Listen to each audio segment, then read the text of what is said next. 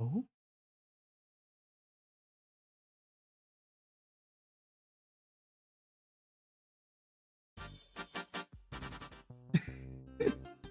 hello, hello. Welcome back. Um, Back to the thick of it, really. Still doing art, still doing a lot of stuff. Haven't been drawing with a glove in a long time, but after last night's attempt at a stream, where my schizo glove moment kept happening, I was kind of forced to just do it. So that's unfortunate set of circumstances. In any case, hopefully things should be smoother now, especially in terms of just like, you know, just in terms of glove stuff. But yeah, we're kind of chilling. Whoops, I might have messed with the thing there real quick. Let me just. Hopefully the music isn't too loud. Actually, let's try something else here. A good little opening. Let's go for something more chill.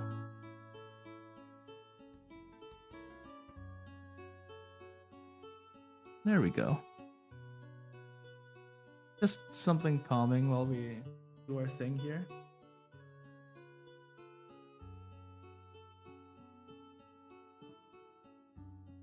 Well, while I do this, I'm going to kind of just go through some of our layers. The only thing we have to finish in terms of line art is the wings, and technically for that one, I just have to do it once and copy paste.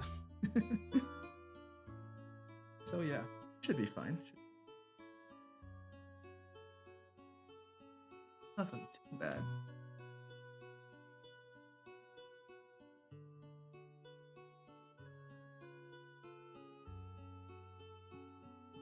I don't typically wear a art glove when I'm doing this.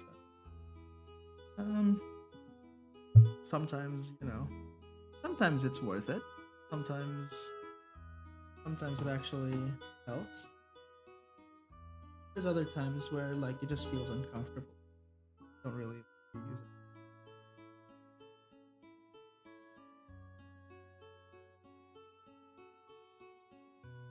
So this is two. Hey.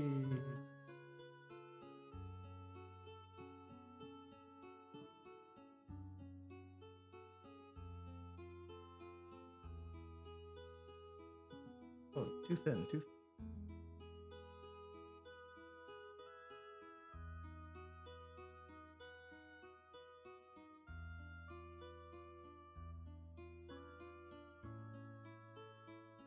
Oh, or that might be that actually might be thick then, because okay, we'll stick with this one.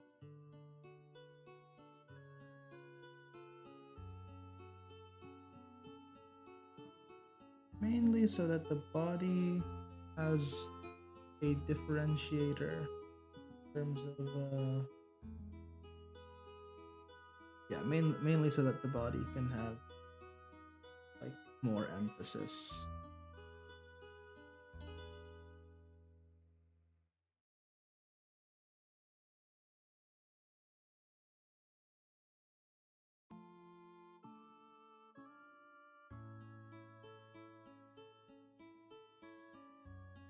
Mm,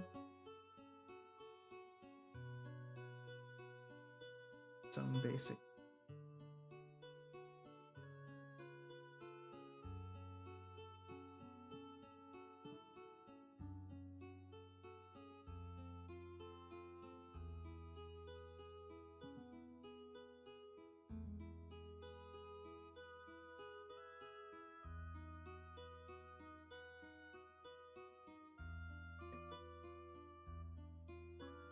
Yeah.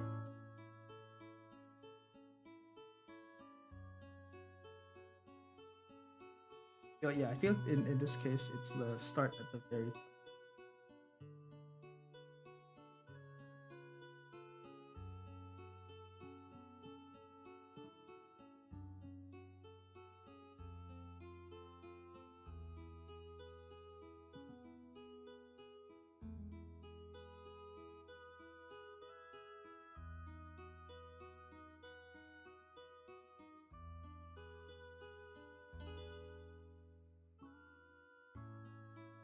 Mhm.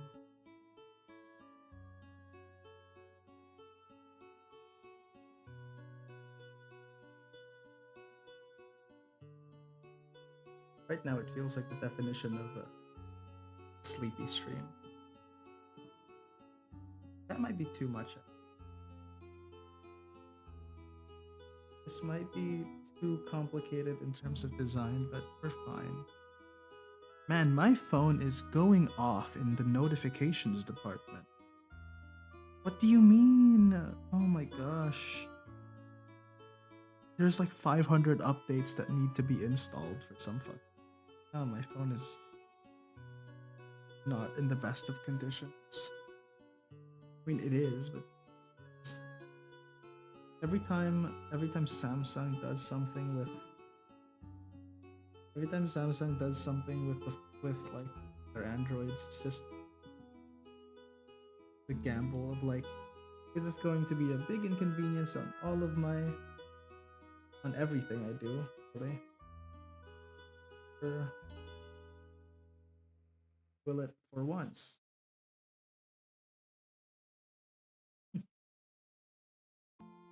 Helps most times. At least there's some really good Android updates. One being the graphics overhaul, really, of the graphics overhaul they did a while back.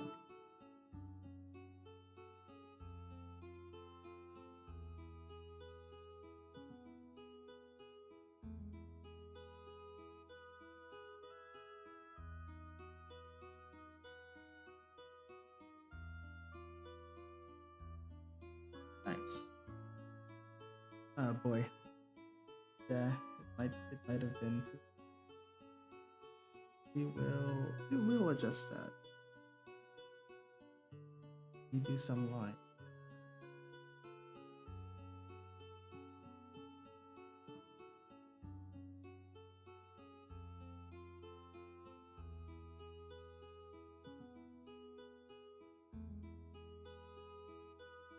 Oh,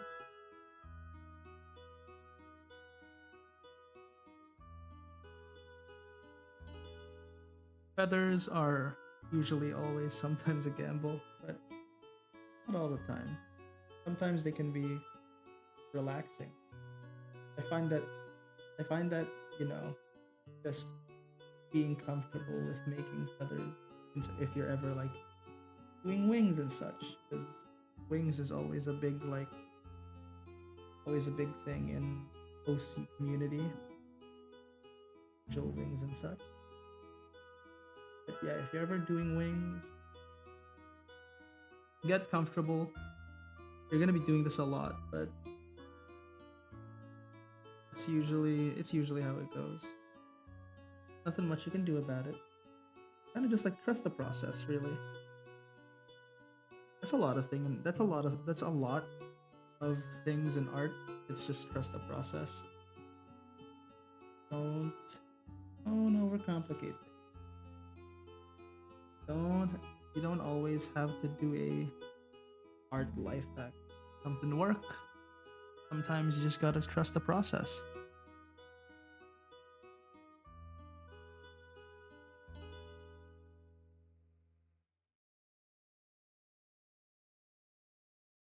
And if you do, more often than not, it leaves you a much desirable result.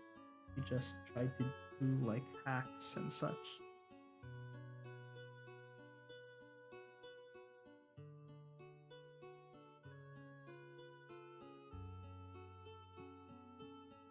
In life, you shouldn't take shortcuts all the time. There's going to be times where it's gonna be needed. Like there's many reasons to use a shortcut, and it's beneficial more often than not. But for stuff like art, I highly suggest to just trust the process. Keep at it. You got all the time in the world. No, it's not like anyone's gonna stop you from doing art.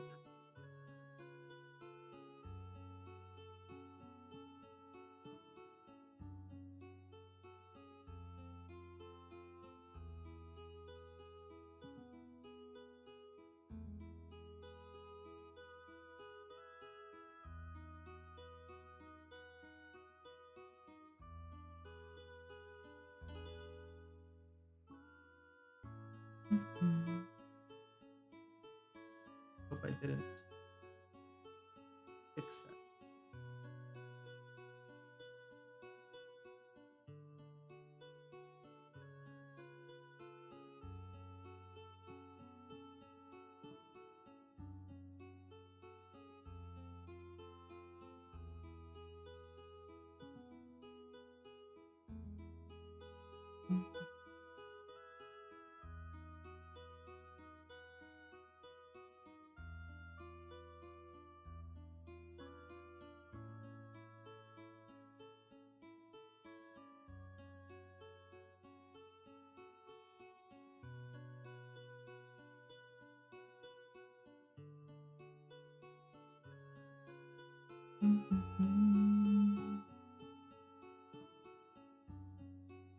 My phone's finally back to the land of the living. Ooh, I like that. That works. That works.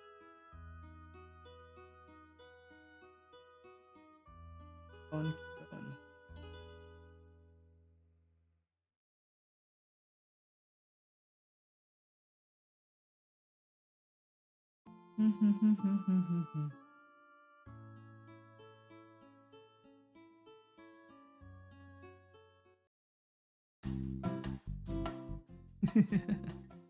Change up the beat here from change up the beat now and then. Always nice. My palm did it again.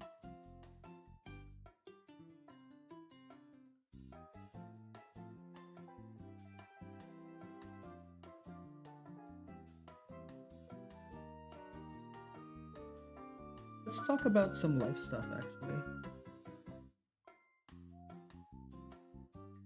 As a kid, me and my mom always loved going back to the Philippines. Because the rest of my extended family is there, and we all most of the times we would take the the plane that stops by Hong Kong sometimes, and we would no, not Hong Kong, sorry, Singapore, and oftentimes we stopped by the gorgeous Singapore airport. Place is great, beautiful. It has a amazing indoor garden, more amazing than like anything I've seen in Dubai at least. Like the scenery is great. Directions are a little hard to follow. Then again, what do you expect? Everything's in a language you don't understand. But aside from that, though, it was great. It's a great experience.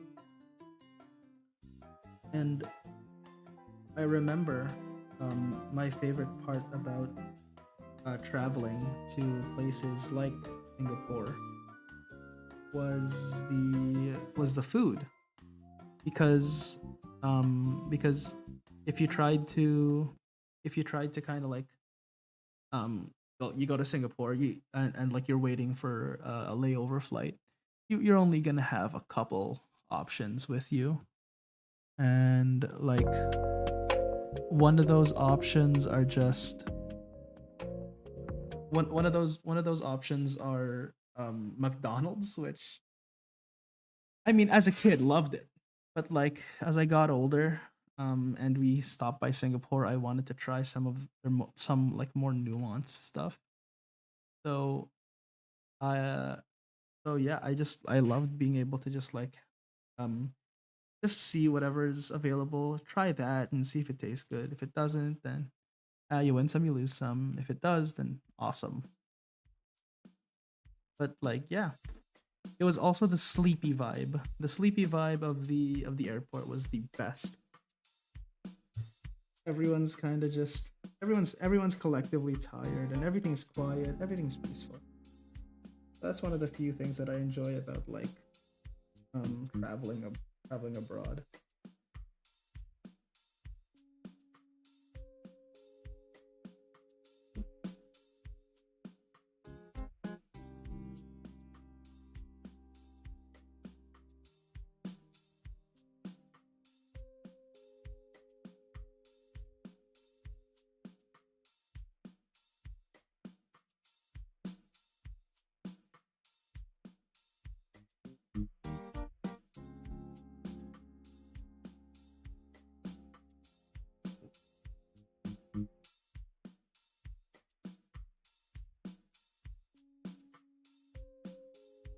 additionally, as a kid, I actually every time we were at the Singapore airport, there was always some sort of new promotion, and I was always kind of smitten with that. There was so many, like, you spend this much money, you gain a giant Angry Bird plush. I was so into that. Unfortunately, there was like some things where, oh, it's to be one receipt, it be one purchase, can't be like in the course of multiple purchases. That was upsetting, but like, eh, as time went on, I kind of just accepted reality.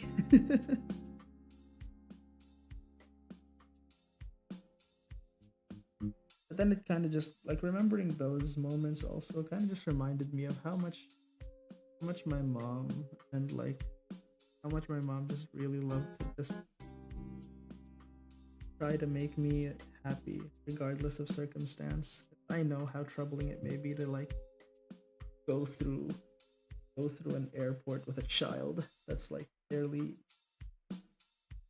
like um conscious enough to do things without causing problems. But yeah, it was an adventure.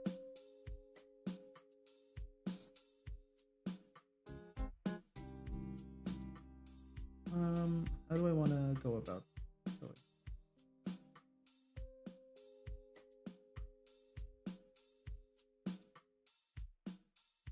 Yeah.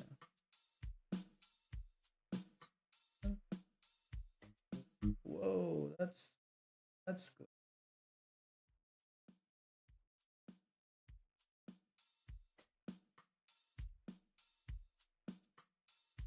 We will do this instead. Kind of, yeah, something like that.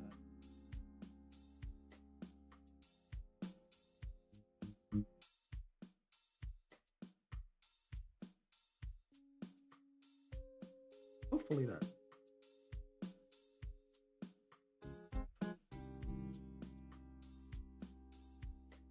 But yeah, um, traveling was always fun. Aside from Singapore, I've been to a lot of other places. Well, aside from the places I've been to UAE, been to well here in Canada right now.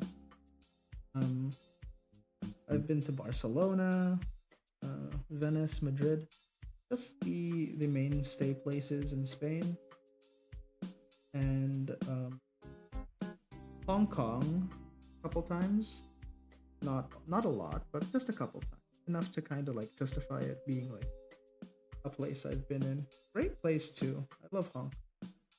Hong Kong is um, one of those cities that are just like really well known for things, and you never really get to appreciate it until you like fully get there. I remember we were at the gates of Hong Kong Disneyland. It was great experience. I wanted to go in, but figured we weren't able to because we still had a layover flight we had to deal with. So we were only able to like visit for a couple hours. I'm kind of surprised we were able to even like exit the exit the airport. Actually, never really crossed my mind how we were able to do that. I'm guessing it has something to do with Philippine passports and such. But I was just like, dang. As a kid, not you kind of miss a lot of things that yeah. As a kid, you kind of miss a lot of things that kind of happen, and you weren't expecting it, or like you don't have a concept of how difficult things are, so you don't really put too much thought into it. Like I never realized how difficult and troubling it is to try and get a visa to go like to another country until I finally had to deal with it myself. Or not, I didn't have to deal with it, but it was me and my mom dealing with it, like ourselves, and it's like that was a pain having to go to like multiple interviews, talking to random people, just a lot to do, a lot to like kind of you know, a lot to consider and stuff here and there. And it was never like a simple process. It was never like a one and done thing. It was always going to be like, it's going to be difficult the first couple times because you haven't traveled that much. But as you go on to travel more and more, um, border control immigration will be slightly more lenient, mainly because you have history with traveling, and they know that you've already been to some of these countries that um that most of the time already have precautions that they already kind of put in place. So a lot of places just don't have to worry about you too much, too much at least. But aside from that, it's like, aside from that, traveling is just like fun. Getting to see all sorts of sights is always like the best part of it too.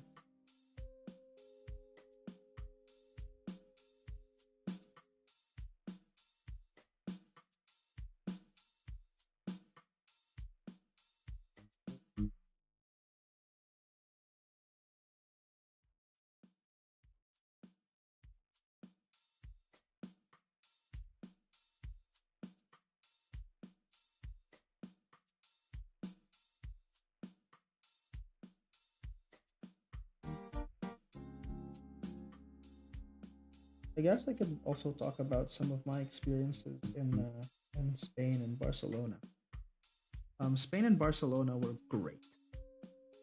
The food was immaculate. The people were there. I didn't really get to interact with a lot of them. I did get to say a lot of Spanish words. Well, I guess just okay. That's um. I didn't. I mean, not like speak Spanish. I don't speak Spanish, but like just say the common Spanish phrases like "hola" and stuff like that, and just pretending Spanish for a couple of days, and it was fun actually. Um, at some point, I got very used to just saying "hola," and that became like my de facto greeting whenever I say hi to someone. And I think it's stuck for the most part. I still say hola to this day. Not as often as like not as often as other as like just normal hellos, but I say hola a lot. And and to be honest, I think it also kind of goes towards just at least saying something new on a daily basis is kind of what I was going for there. Because hello gets boring sometimes. Hello does get boring. So I like to mix it up.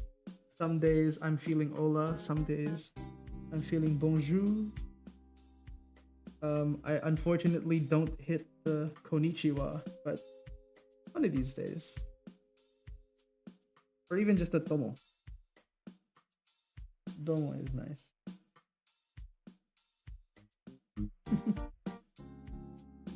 Aside from that, what other common phrases are there to like just pull out?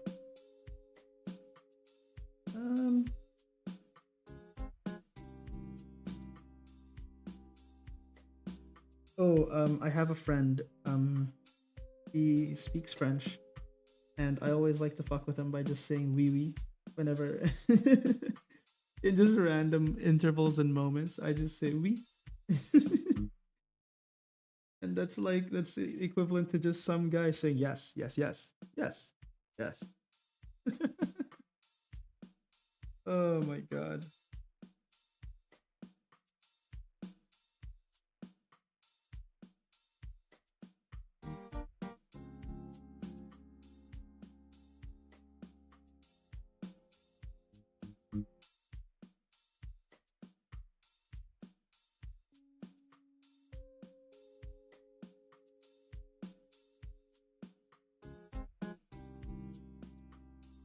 Um, But yes, also additional thing about traveling. I remember when I was in Venice, I actually like there was a point in my life where, oh, I forget how old I was. I think I was like 14 or something. But like I full on had a mental breakdown, like because my mom loves to roam around the place, and I don't blame her. Like honestly though, if that was like honestly, it was mainly because like I was just number one tired. Number two, it has been like a very long weekend. Or I guess no, it was just a very long week in general. But there was a point where we reached um one of the basilicas, and I just I just full on had a breakdown and just started crying because I just wanted to go home. It's so hot. I'm so tired. I don't want to be out here anymore. Please. And I was like, I felt so bad for my mom, and I felt so bad that well, okay, it was then again it was like 7 p.m. I did feel bad for her though. I did I do wish like one of these days we'll be back out into the wilderness of Europe and hopefully make up for that small Venice experience. The rest of it was nice though. We did manage to go to every other place. I tried to make sure not to like have another bit of a breakdown there, but we went to Rome, we went to a lot of other really nice spots. Um but Venice was so nice.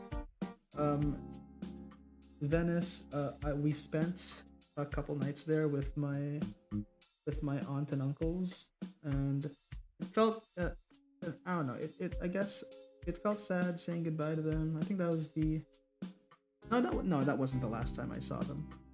I saw them multiple times afterwards, back in Philippines. That is not in those places anymore. Not in Europe. My aunt and uncle, one of my aunts and uncle, well, yes, yeah, those are the ones that we met back up in Venice. They're accustomed to traveling, and they love traveling. I see their travel photos all the time. So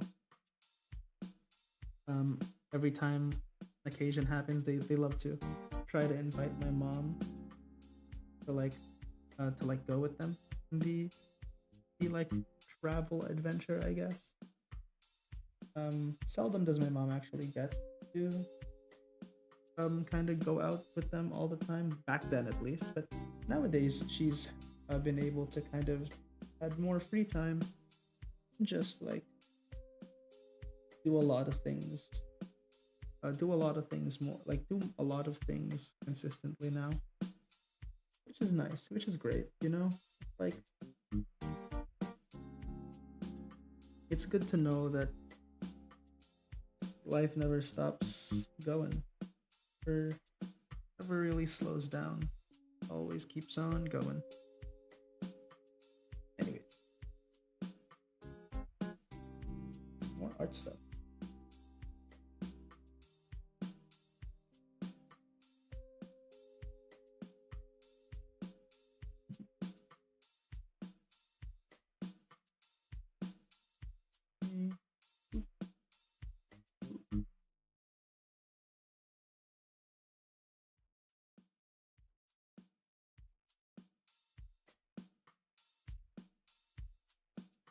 You know, something that has been stuck in my collective psyche for the longest time. This is actually has something to do with the art here, the art piece, is that humans, if they were to fly, would require a wingspan of 20 meters for them to be even able to lift off the ground. I don't know how true that is now. Kind of like I forget if that was more or less like one of those Discovery Channel facts that aren't really, you know, that aren't well researched or stuff like that. I'd have to peer review it here and there, but anyways, nonetheless, I heard about it, and anytime I draw any winged character, I always kind of refer to it as like a.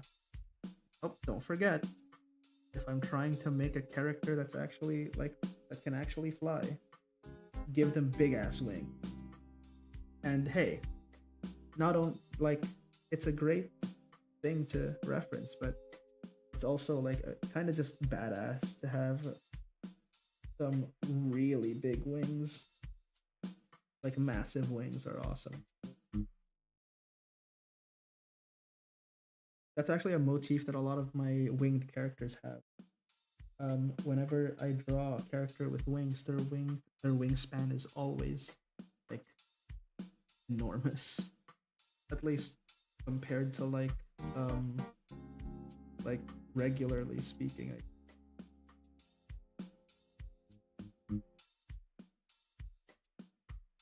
Actually, yeah, that works.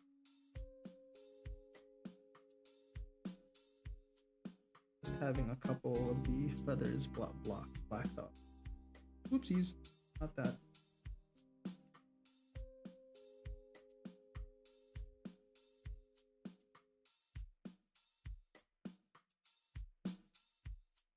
Oh shit. Yeah, that works really well.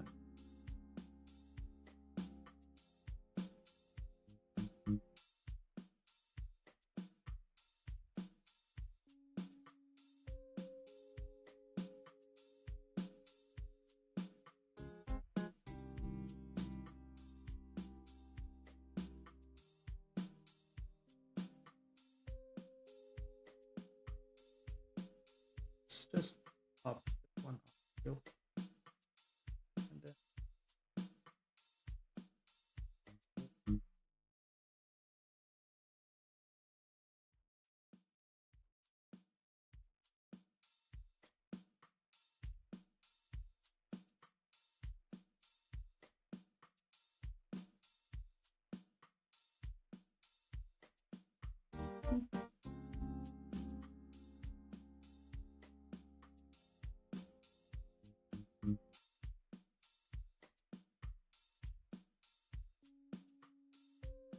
awesome.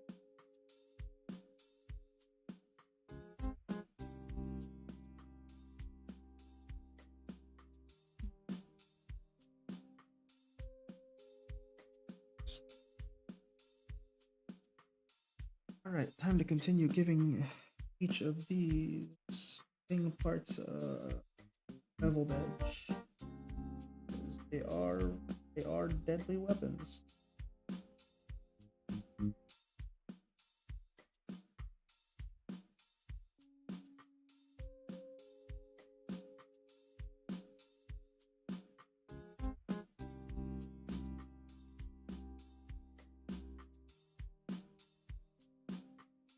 I guess I should talk about this character's kind of lore occasionally. So, mainly just so that like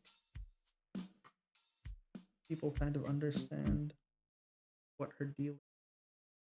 So this character's name is Juniper, and in my D&D campaign, she serves as, like I said, I said this in like the last fit or like the stream, serves more or less like the foil to the current party's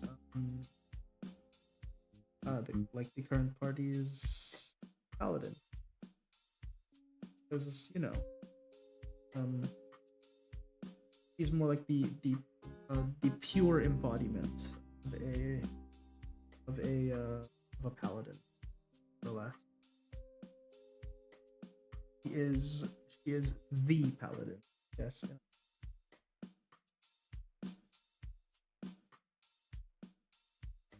And her role has kind of just been she's the de facto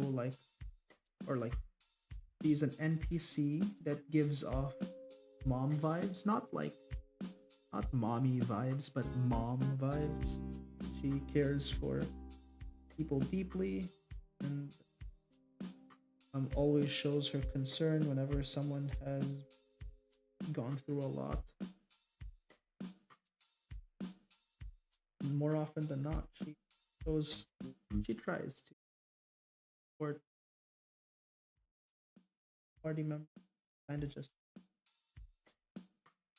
showing them the way to go. And sometimes there are issues.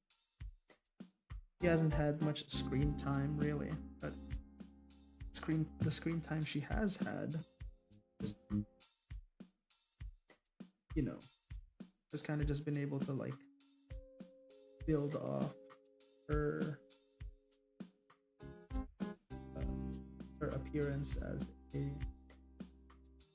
paladin.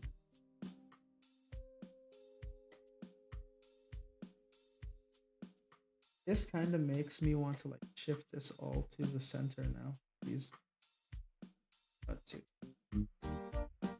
oh,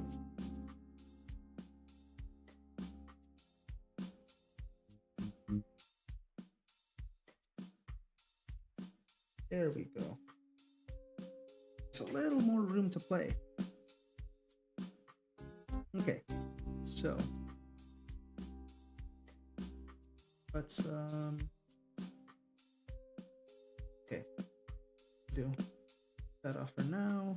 Finish off whatever I need to finish. Side. We are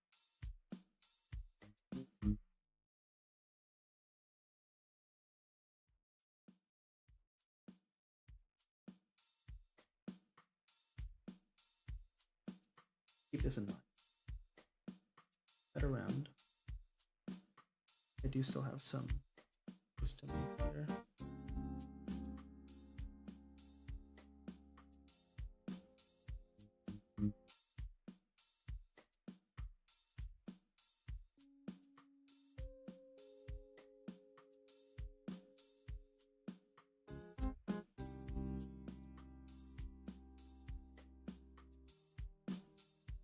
No. Wait, no. Not that. Those will remain as like, but ever. Might be more armor.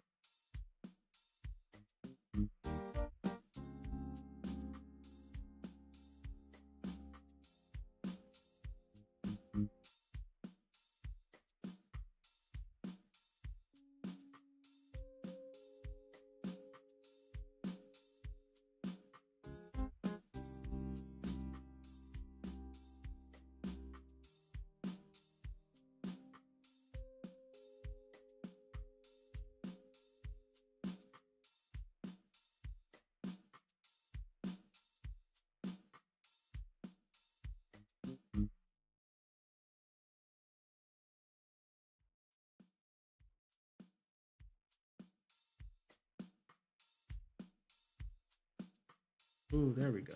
Oh, Jesus. Whoa. Zipped and zoomed there. Everything's fine. If we can't just add an extra one here. Mainly just to fill up space.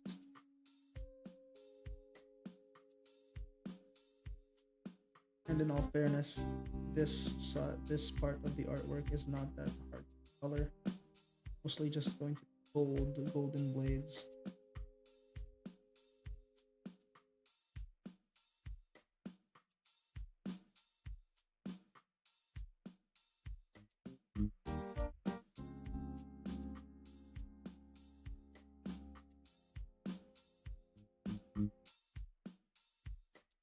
Fun fact about electronics, actually. Weird off-topic kind of tangent here, but like everything would be so much more optimized if it was all just made of gold. But the thing with gold is, it's a rare item, so can't have that in any case. But gold is an amazing conductor, and all the time, every time there's like a science class, it's always just the same question, or it's, all right, class, why is it that for some reason, even though gold is such an amazing conductor, we don't use it for everything? And it's just like, well, because it costs a lot. Gold is very valuable and very rare, and It's too bad we can't like, find a way to um mass produce it more. That'd be cool though if we just found a way to like make gold. It will lower the value of gold significantly, but that would be great for like um electronics and stuff.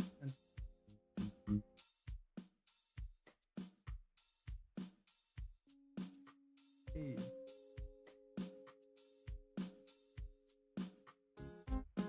there we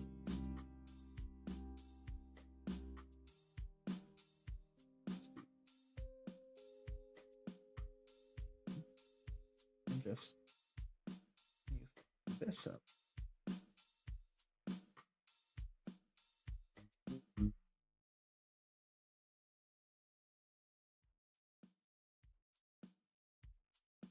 This side doesn't have much.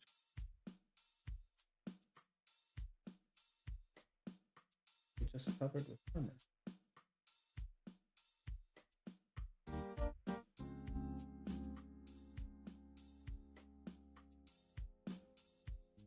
Actually, I have a better way of this work. Boop. Invert. Take this. Button paste. Yep. Perfecto. Nothing went wrong at all. Perfect little splice there. That. And then we can just all of this.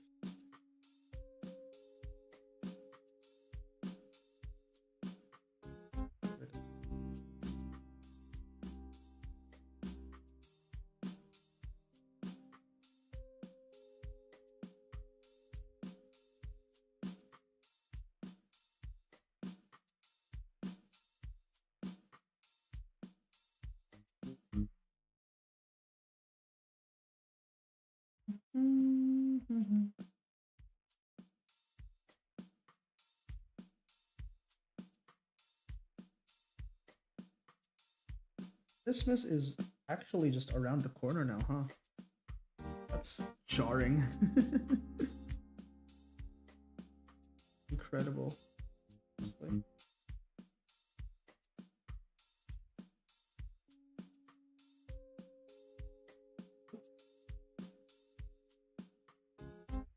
If I had one Christmas gift, I would ask for rent. I think that's what everyone wants, right? I don't think it's a hot take to want, basic necessities.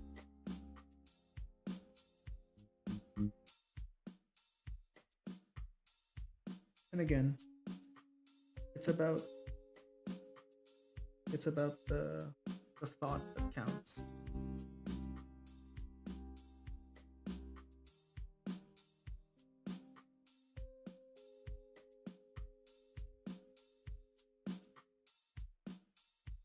I'm actually going to be doing a little D&D one shot later this Sunday, and I might as well just like stream that. Wouldn't hurt. To just, do a little streaming for D&D. I do have, my campaign does have a full archive of recorded stuff, but we can't just, unfortunately, just take from it and then just stick with that. I guess we need to implement something. Actually, I might do something with this one to kind of just cut. It is more cohesive. Yeah. But when I'm finally done.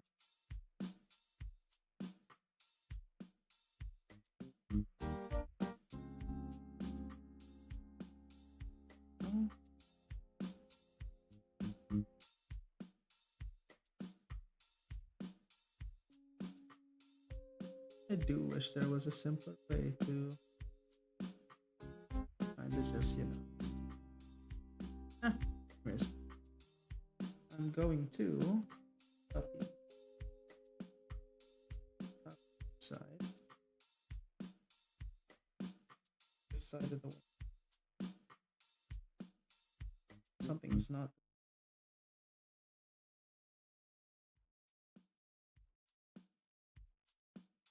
Copy this side of the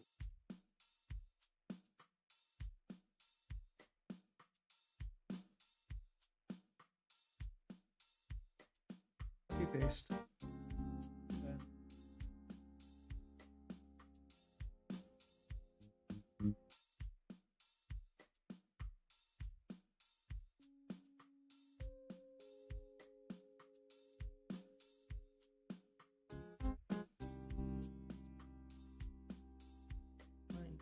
Perfectly.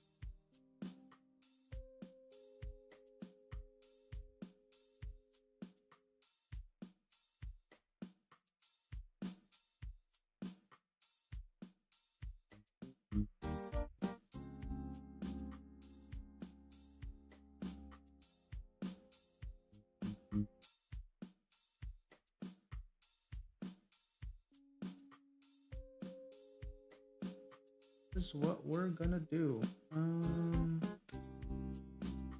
Things off here.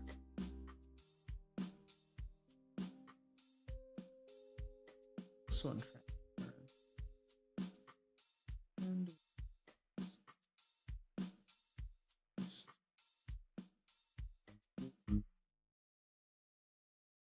here.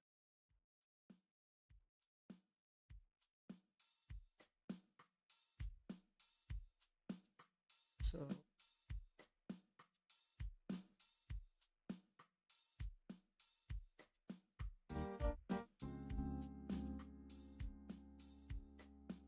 that works a lot, I think.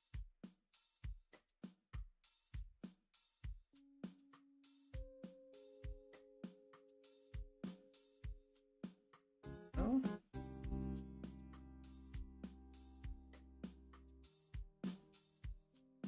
Oh, okay. Whoop.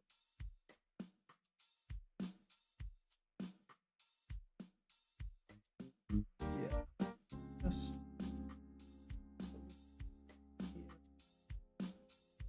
dramatic.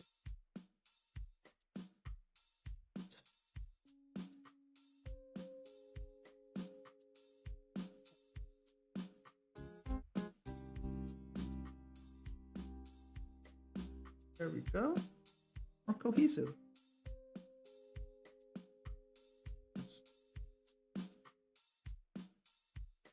It's off by a pixel, which is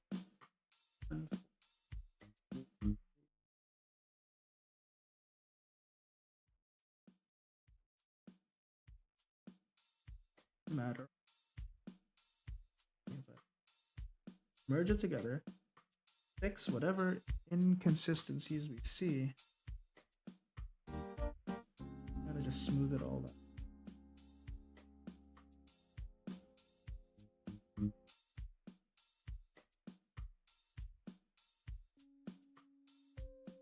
Holy crap. There we go. Put the fire back on. Oh yeah. That's looking perfect actually. Holy crap. Okay. We are very much good. But I want to do one more to kind of like round it all out. Go. Ah shit. Invert. Boop. Ah, whoops. Yeah.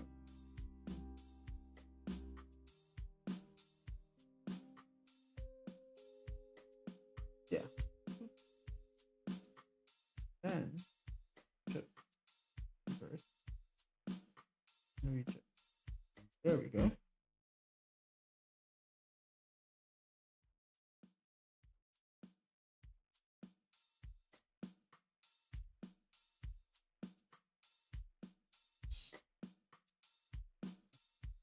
Um, oh yeah, let's make a white version. Yep. We're just gonna version black here.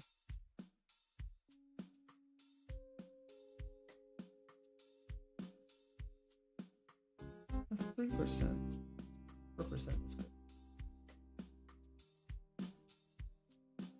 Mainly just a little bit.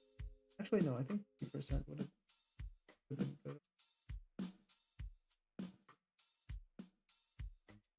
Duplicate it like 4 times. Like the outside of that.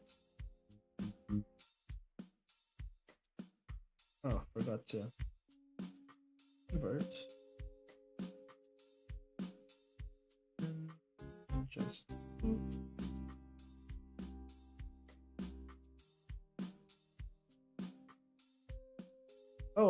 oh, broke it. Whoopsies. At least we didn't do anything too debilitating. Oh boy. Oh, I lost it. That's kind of... Well, that's why we make copies. Blur one. Mix all those together. Oh, select. Oh, I select the side.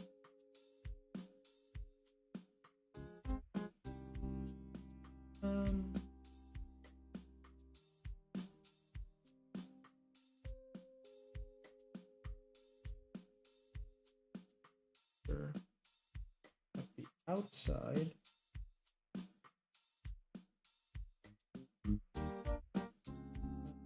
Invert.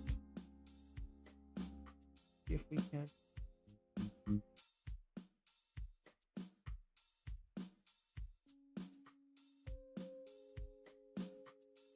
Out. Just that. Then just.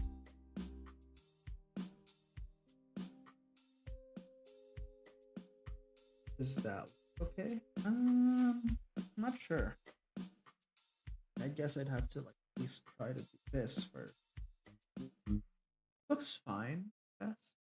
Nothing to write home.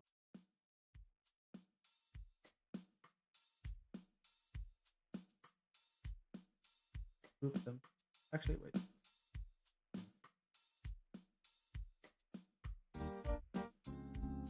Oh, I forgot to do. But yeah, it just adds like a very thick out to it.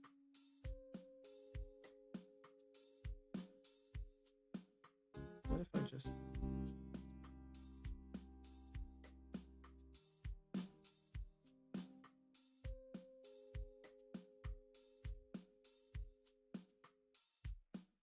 Nah, let's keep it out now. And try doing something like this. Duplicate. And then just select. Fuck. Just to be on the safe side. Let's do this. Just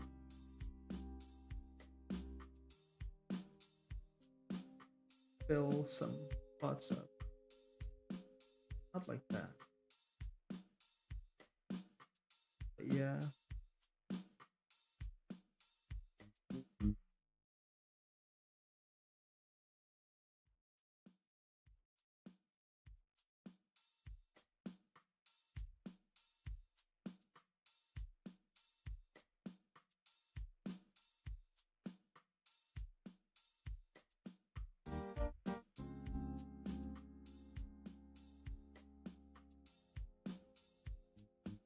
Yeah. More or less like that, yes.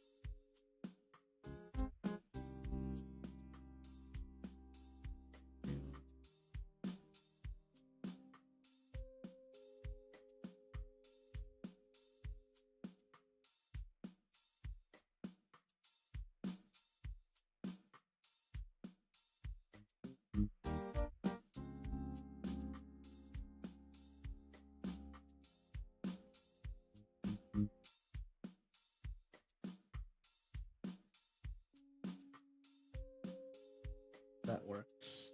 So let's here.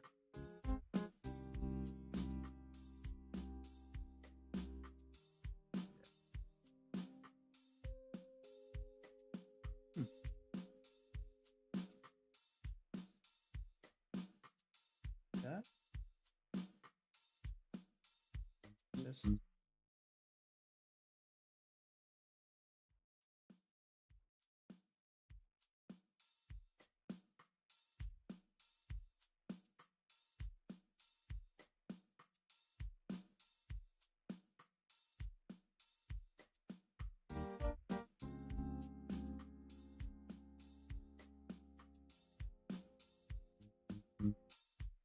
okay.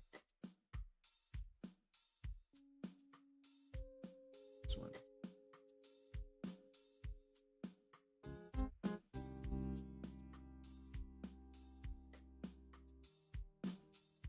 Yes.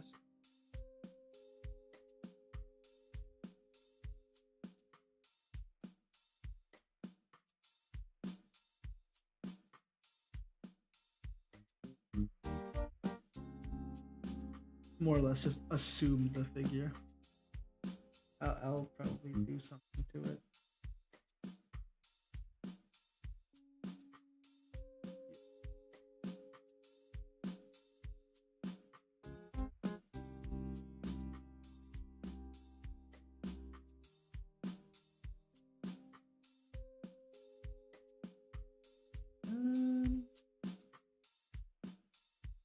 Something like that.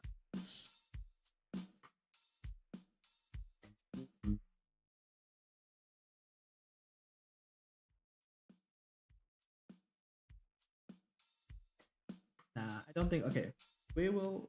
Those issues I feel like should just be addressed in the actual shading, and I'm sure it'll be fine in the long run.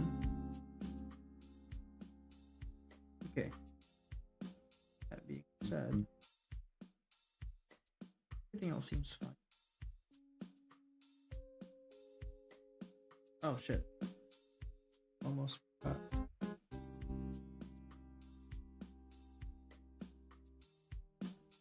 Technically, there's a big old section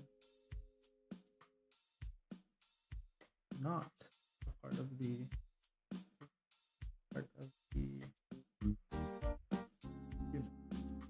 Yeah. Part of the thing that connects the way.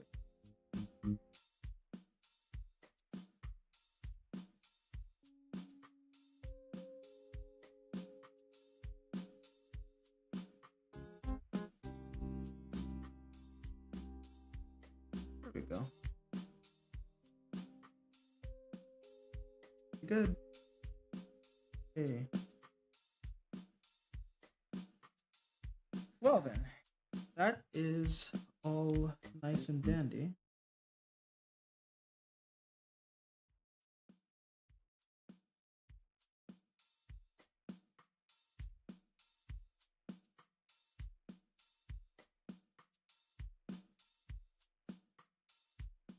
Okay. Do any of these need smoothing? Okay. Aside from that, I guess. As for this one too, just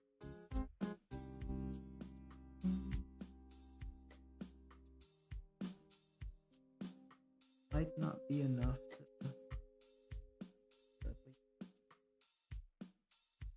an arc that more or less separates the outer wing from the inner wing.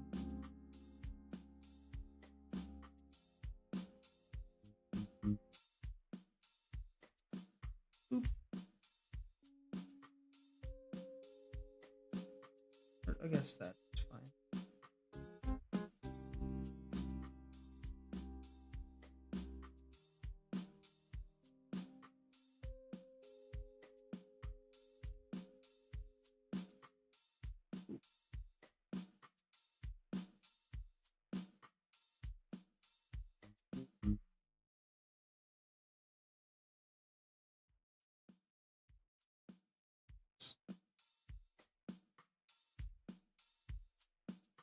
Oh boy.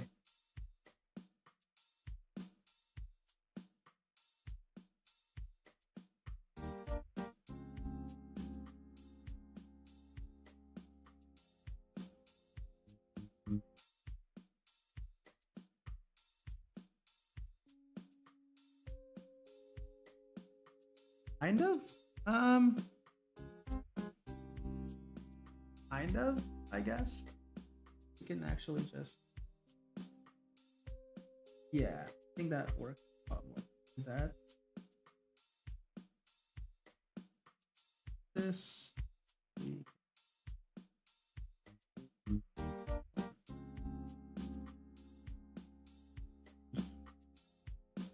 forgot about that part.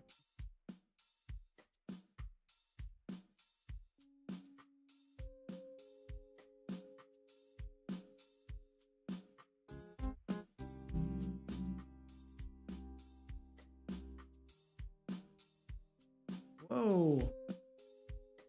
Oh boy. Always like forgetting something.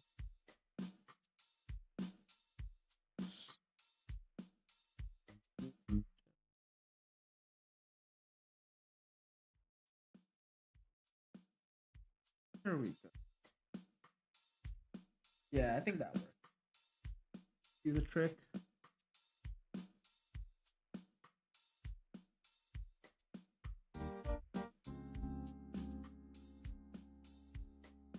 Anything else? Just chalk up to shadows. Should be fine.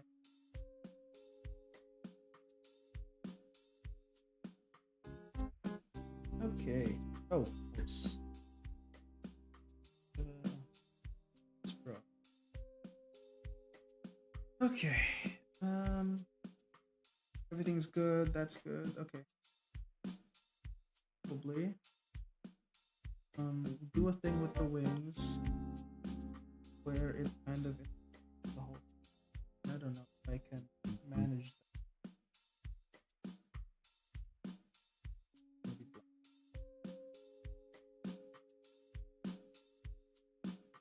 Oh, it can't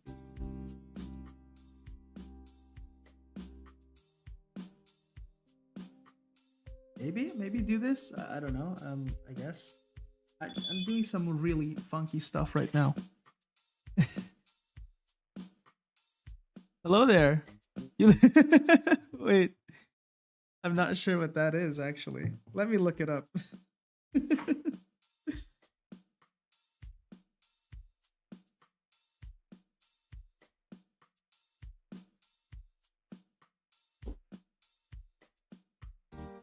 I don't really know what that is. I will look it up though. But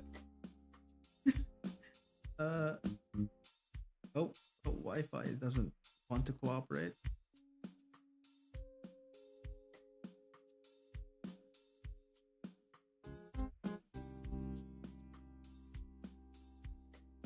Oh. Whoa. From oh damn. You know what? I'll take it. That is oh damn, that's I yes, absolutely I did. I watched it on my when I went to when I went vacation back home, I watched it on the plane ride coming back to Canada. That was one of the best films I've watched like all year, honestly.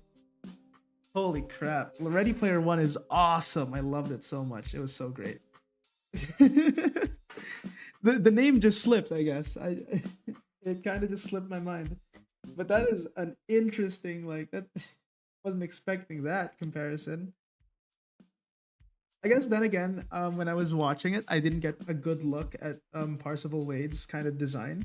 The entire like, well, I got a good look at it, of course. I mean, like, I didn't get like a very clean look at it. It was like airplane TV, like airplane monitor thing. But like, oh my god, it was really good. The animation was amazing. Everything about the movie was perfect. It was actually really great.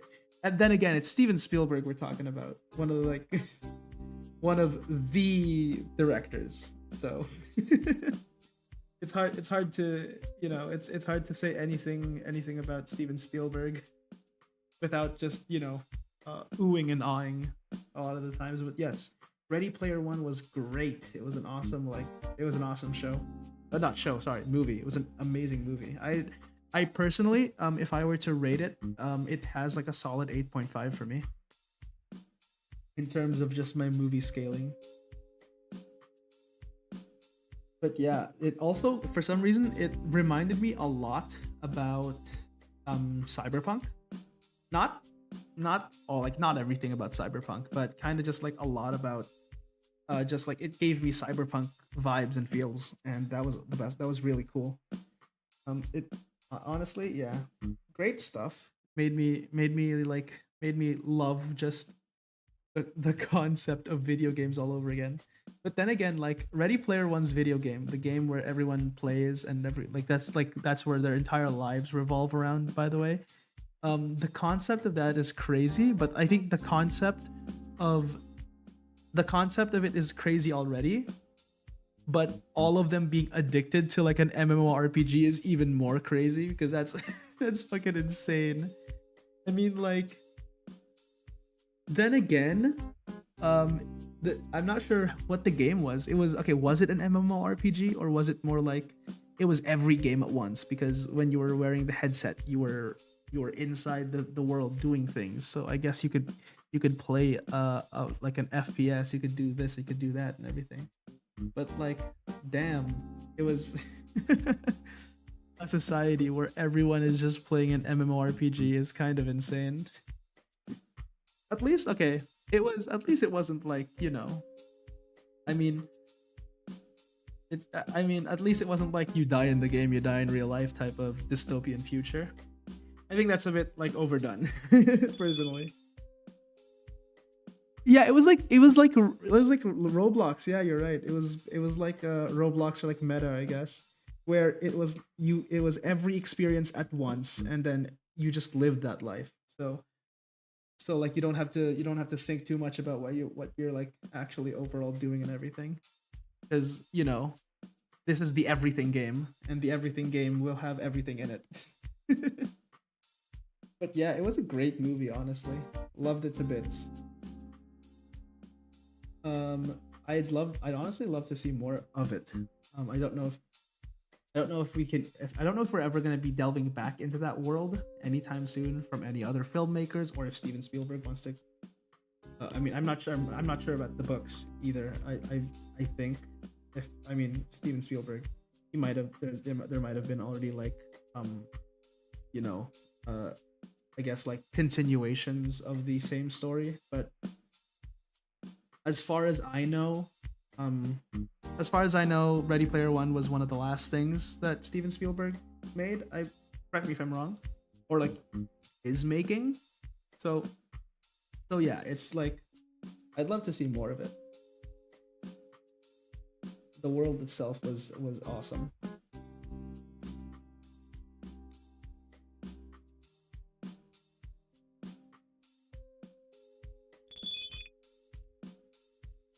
When I was a kid, liked the movie so much, but when I rewatched 1 week ago, and it's, yeah, yeah, I think that's actually like a kind of a good way to, that's actually a pretty good way to kind of like summarize it.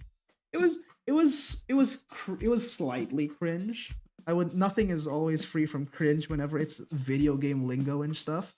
Like, I could, like, you can't really, it's hard to do that with video games, because every time a director attempts to like make video games the central focus of the movie, it starts going into cringe territory of like, oh, it's like very dated, very like, not, it's not, just everything about it, it kind of like harkens back to like 10, 20 years ago and such. And the thing about gaming, it's like a very interesting gaming is a very interesting culture that just um evolves in a weird way, because things that are cringe now weren't cringe a long time ago, and like, but it does it so fast. It does it so fast.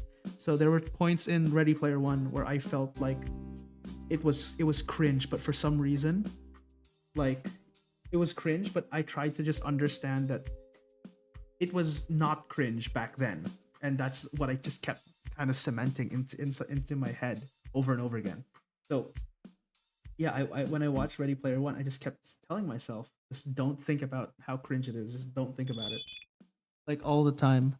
And yeah, it's like everything about gaming culture evolves so fast all the time, and it's hard to make a piece of media not cringe in that kind of landscape. But um, and then again, like if we were to judge Ready Player One not as a like complete reflection of the current gaming landscape, but more or less as a commentary on just society, I guess.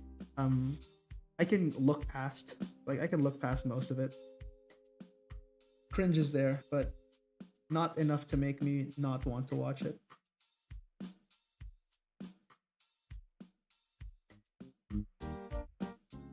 Oh wait, let's separate this one from this one. But yeah, Ready Player One. I think the kind of cringy part. Okay, was this? It was it was when the main character, uh, was I think I know. Okay, it's this. Okay, I think the one cringy part about Ready Player One that I can't really like get like I can't really like like not just I can't just excuse willingly is just like when it was about Parzival and the love interest, and it was just that, oh, the whole thing about gaming is like people aren't as they seem in real life compared to who they are in games. So when we see Parzival, this like pretty pretty handsome guy, and just like, and also the love interest, which was also like she was like a pretty good looking avatar, and it was just like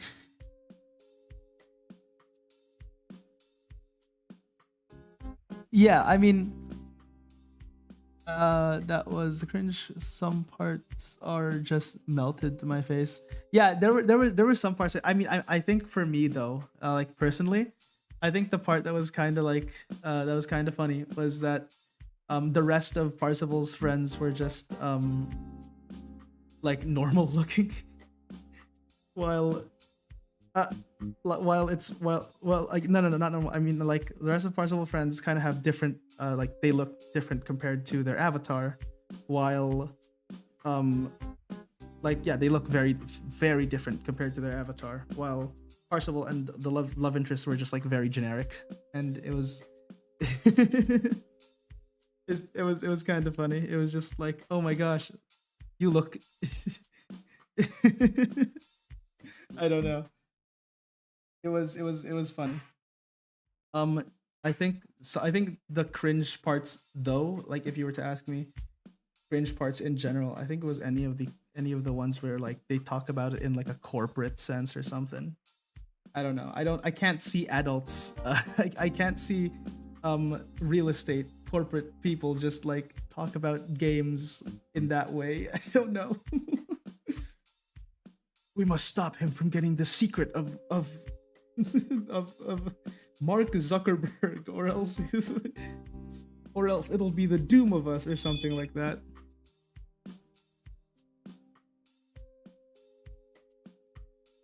You know what? Yeah, you're right. Actually, I never really thought about that. Huh? Not there wasn't really a single like furry in the movie. Huh?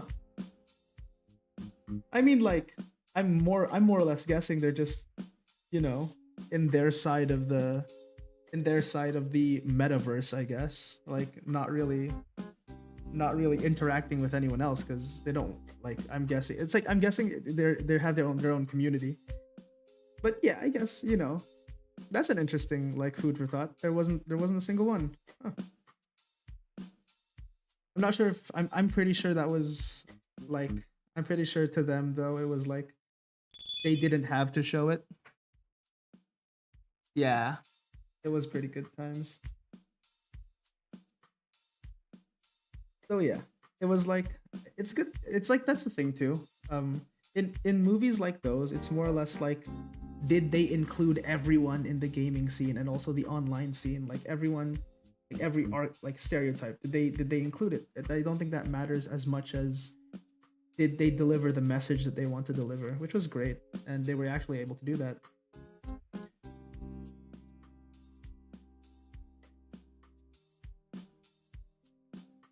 I actually wasn't able to watch the movie though when it came out. I was more or less just I more or less watched it like just very recently. So I only watched the movie in full um just like this year or so. So I never like no nothing else was kind of yeah, there was nothing in my vicinity that kind of just like made me um give me a different opinion on the movie. It was like a fresh, non-biased, and all of that.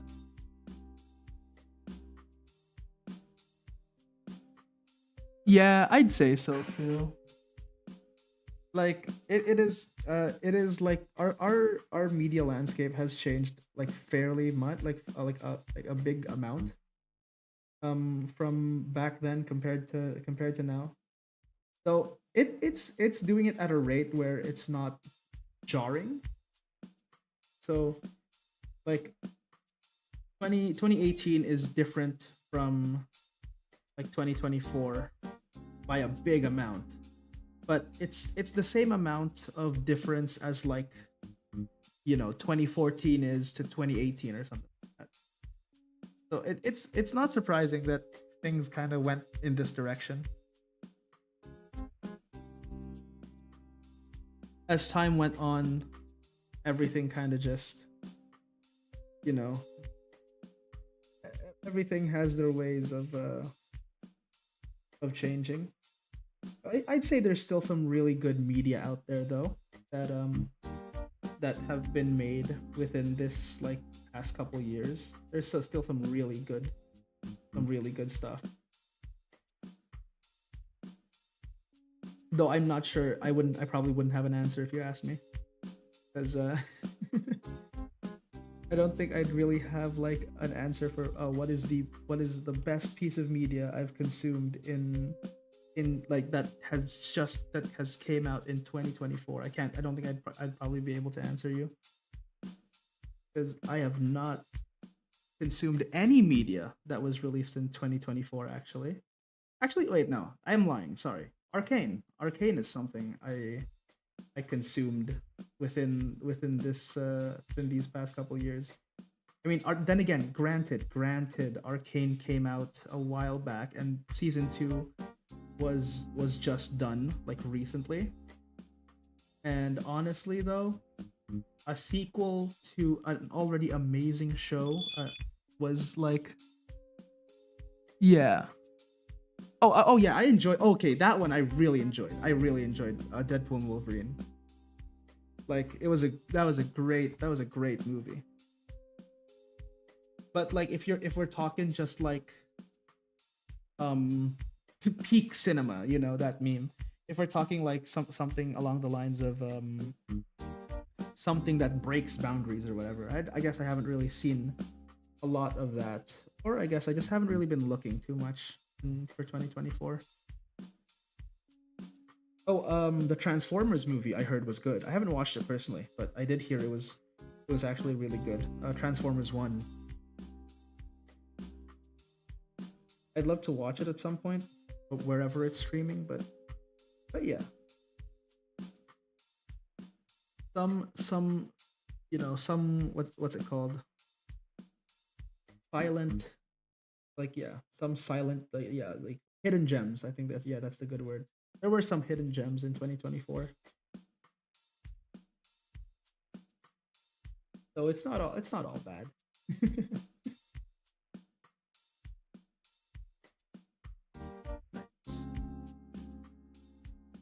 Mm,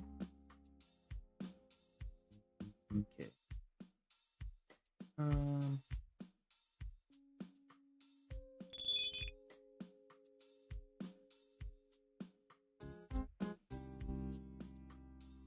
Yeah, it's a very different like interpretation of Transformers as people knew it from the Bay, like the Michael Bay movies. It's more or less just like it's more or less like an interpretation of like the cartoons with a different twist. I'd say it's all right. Any form of media is all right. Granted, I haven't seen it yet. I've seen many clips though, many clips, and I'll be honest, they got a chuckle out of me.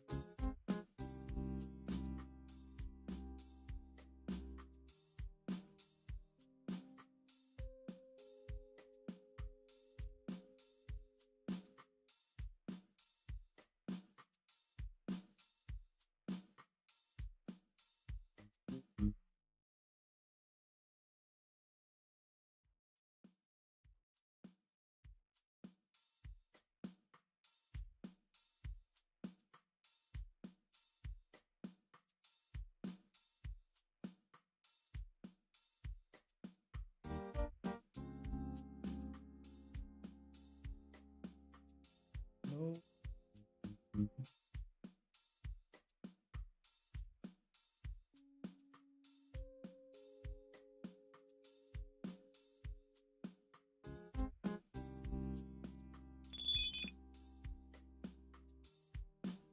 Oh yeah.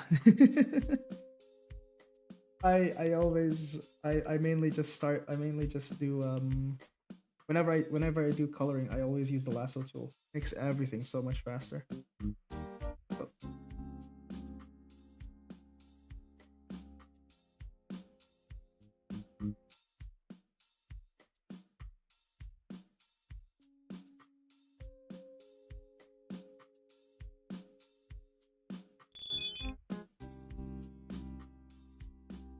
yeah.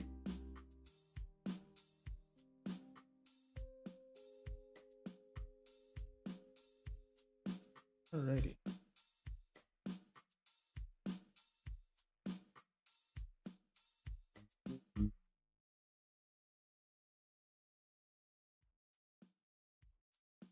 There it was. This one. With the armor.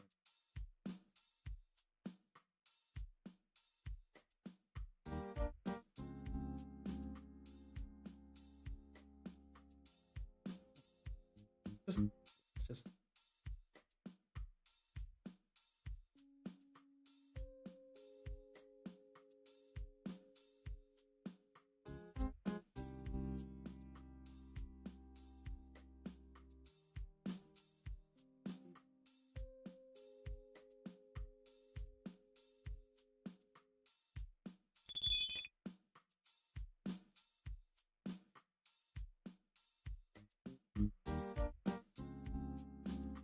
oh. Eh. Yeah, I think I'm just too far away from my mic. Whoopsies.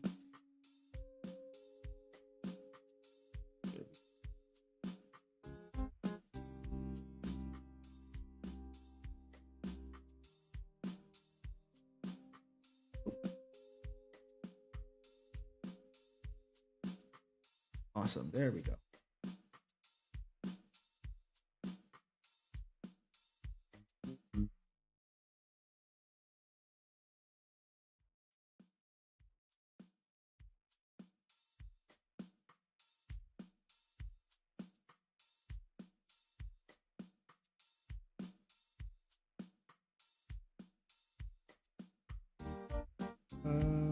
Okay.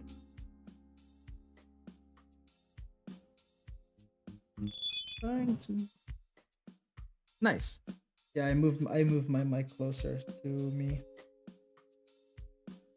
Okay.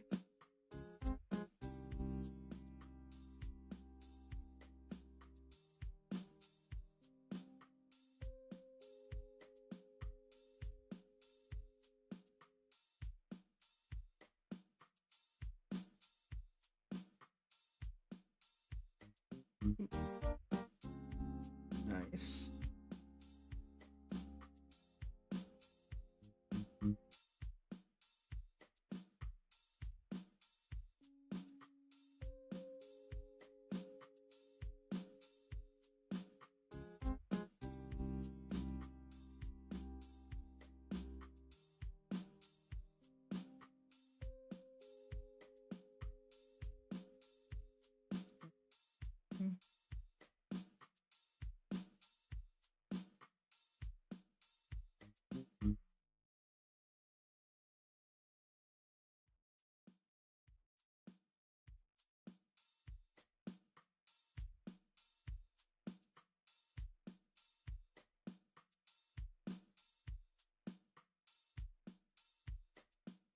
so far pretty good on time. So, any luck, I should be able to finish this tonight.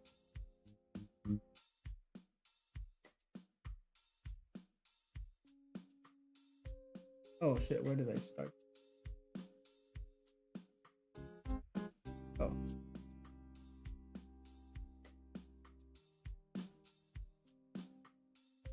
Just so I don't lose track of everything.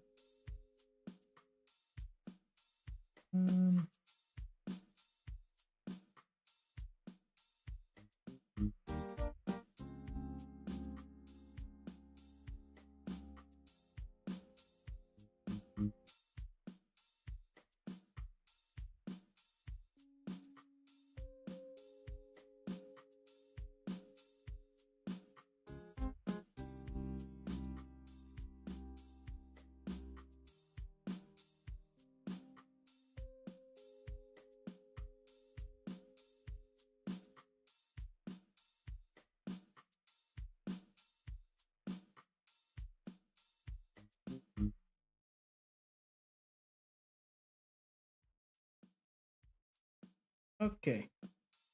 Best part about Pitch Black, you don't have to worry about lassoing over Pitch Black out like parts of the outline. Okay.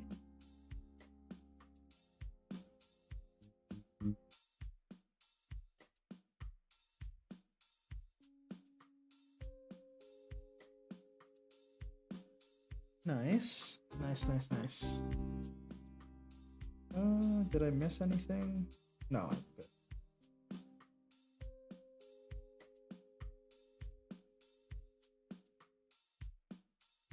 This entire chunk.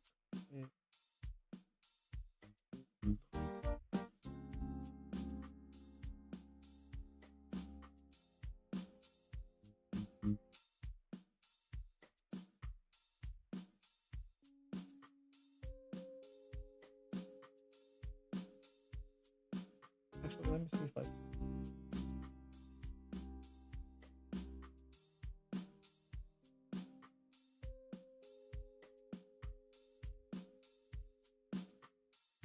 Okay. Okay. Okay.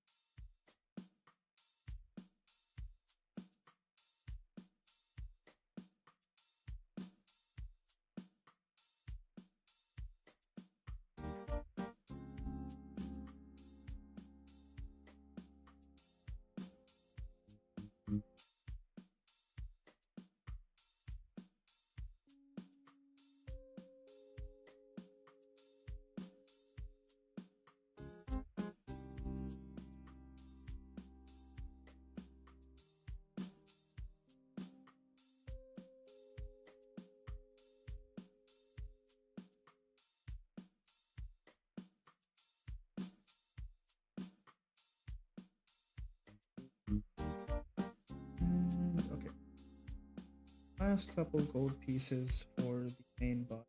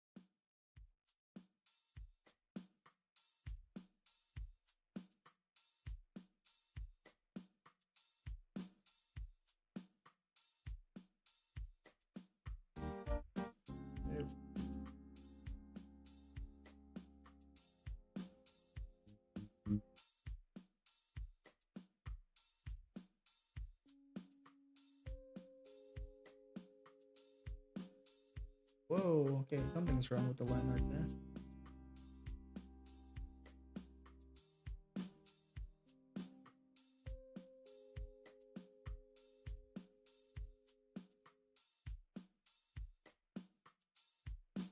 think I'll just...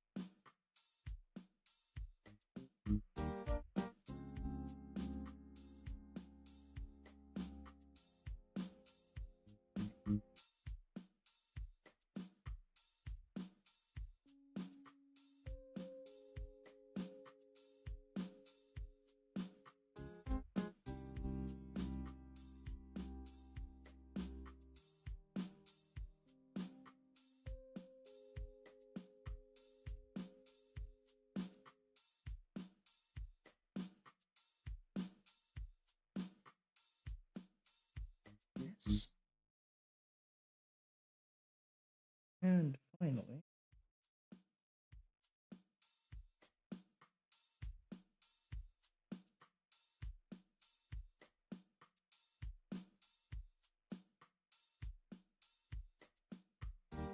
there we go.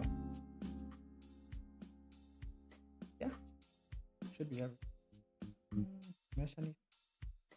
Oh, okay. That was for the red and black parts. I believe her belt is... I already made like a model of her in the past. If I can just let me pull that up real quick actually. Whoops. Insert this photo. I just have it. Here we go.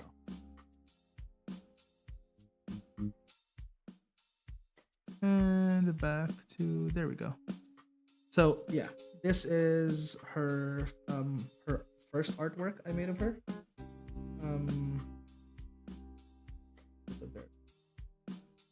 So this is her normal version, kind of like that, and this version here would be her altered, like augmented version. So we're getting there.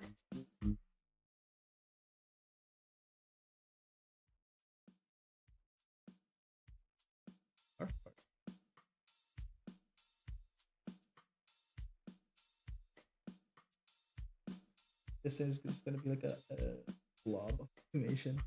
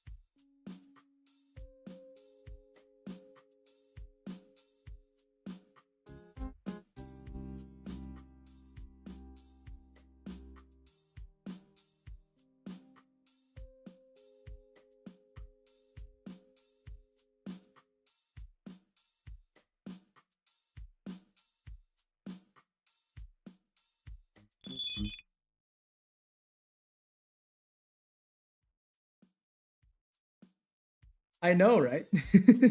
But funny enough, she is her archetype is her archetype is a paladin. So her class is a paladin. So or like subverting expectations. She look it like basically, yeah, her whole thing is she looks very terrifying, commanding. But overall, she is actually like one of the sweetest people you'd meet. Because in my D&D sessions, she's basically coded to be more like just a caring party, a caring NPC member. And in her group as a Valkyrie, she serves as one of her like platoon's most skilled members, and it kind of gave her the rank of Valkyrie, which sort of explains the wings and the Valkyrie coding everywhere. Yeah.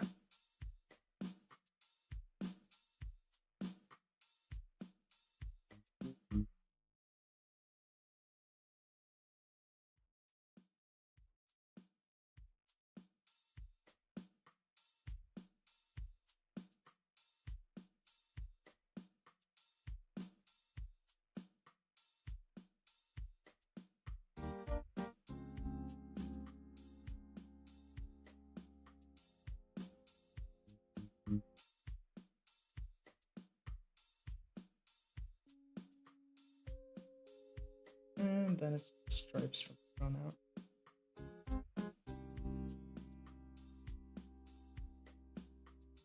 Oopsie.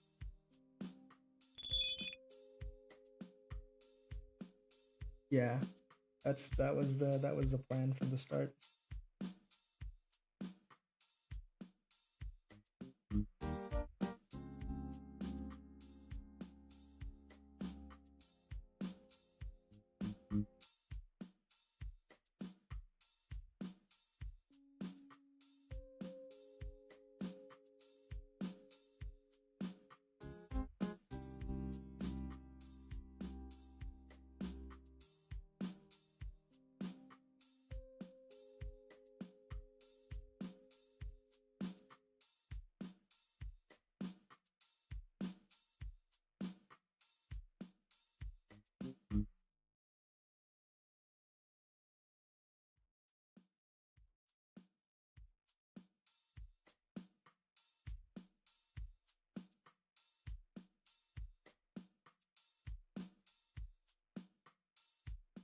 Okay. And now the back wings.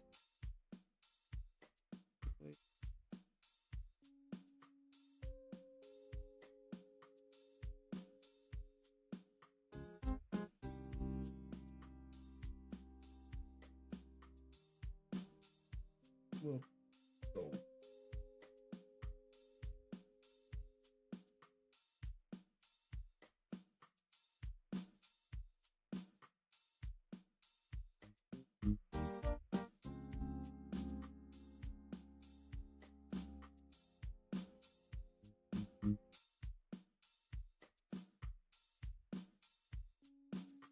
Wait, all things considered, I should just be able to like copy paste this.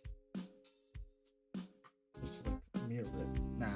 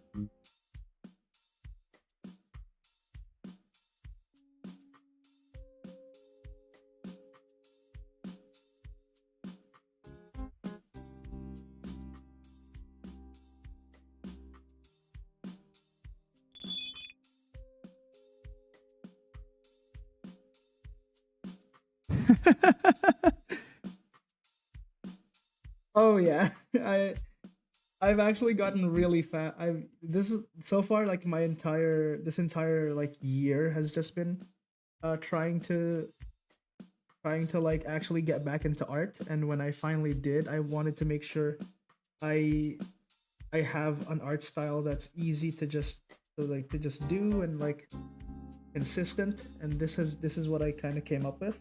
So Yeah, my whole thing is just trying to speed up my creative process, and so far it's actually working really well.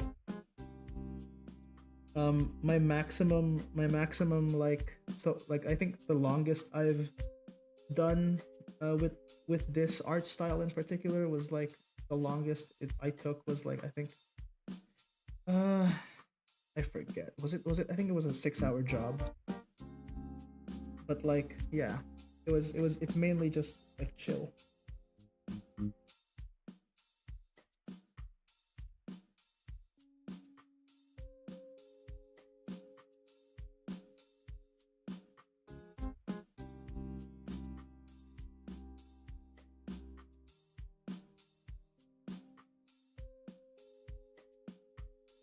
And I don't think I even like touched this piece from today and yesterday. This is like I started how I finished. Yeah.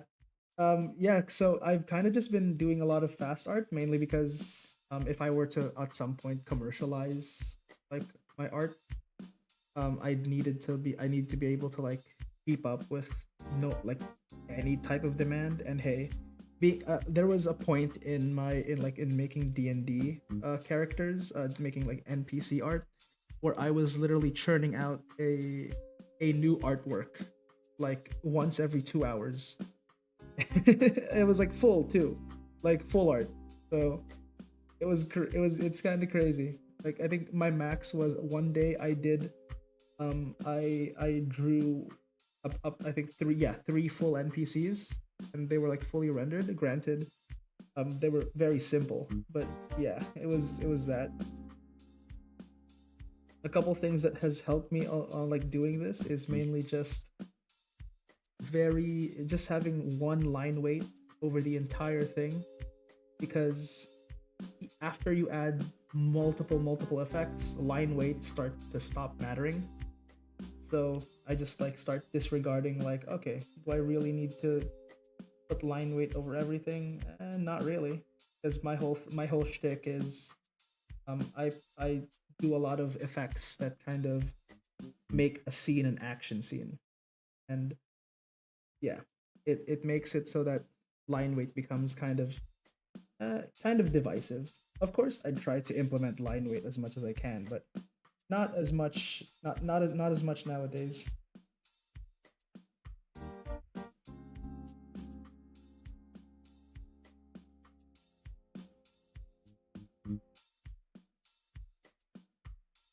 There we go.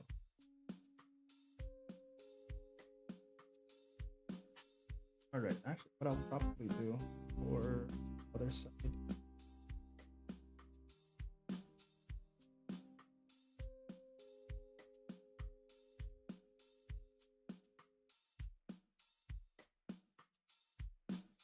There we go.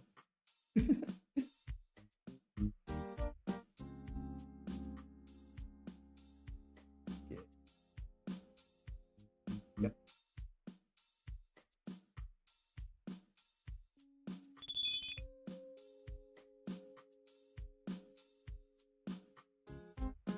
Yeah, D&D is just your average tabletop role playing game.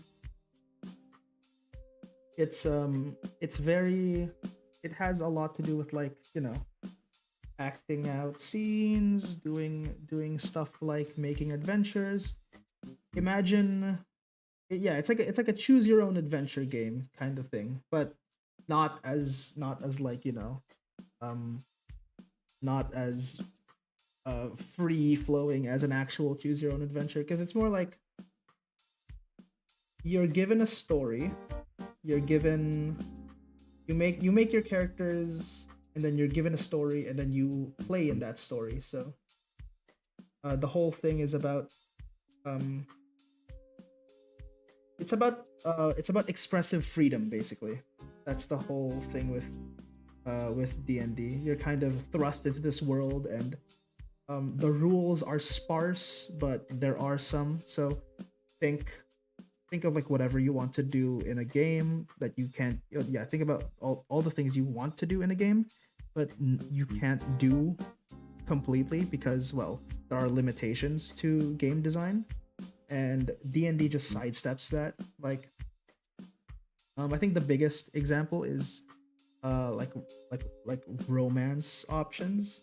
In some games, romance options are limited to the quote unquote romanceable NPCs, like the NPCs that were designed to be to have like romance features in them. But D&D just basically, if you can roll a good enough number, you can romance anyone.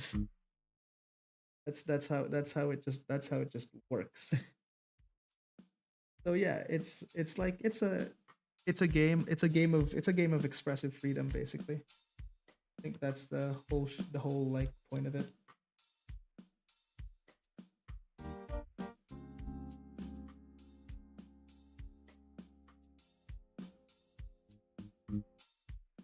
And hey, D&D is very popular too. Like it's hard to talk about any tabletop game without anyone else, without everyone like kind of going to the topic of D&D. It is like, yeah.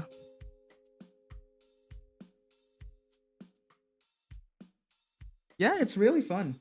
I'd say like if ever you had a chance to give it a shot, give it a shot. Absolutely. It is pretty difficult to get into without like the proper, like without the proper set of people, set of friends, set of like just like people who also want to play the game, stuff like that. It's pretty hard to get into if you don't have access to those. But aside from that, everything about the game is actually really fun, really nice. I think that's right. Right. This one. Yeah, it's that. Oops.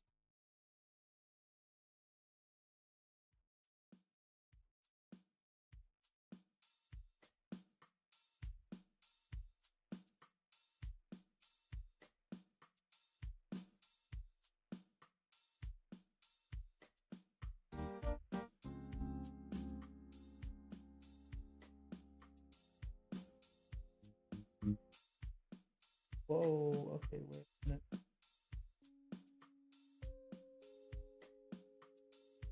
Hmm. That's kind of weird. Okay. Wait. Some weird lines going on here.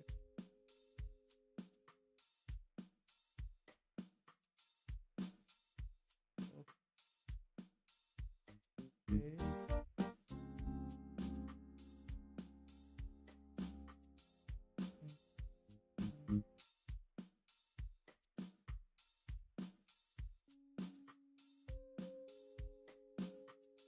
So that's right.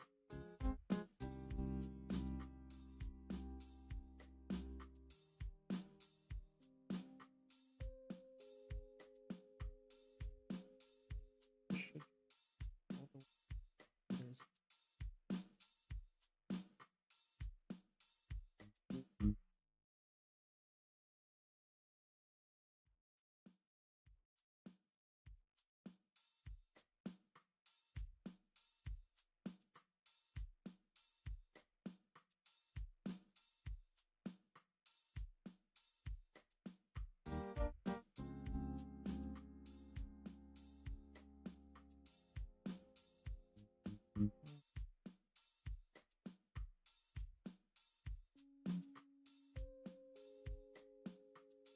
Correct.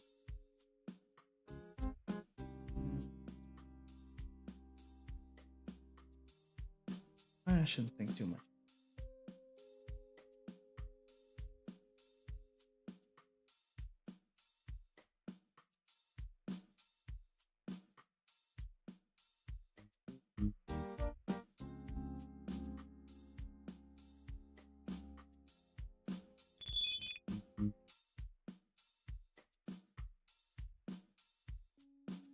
Yeah, I'd say so.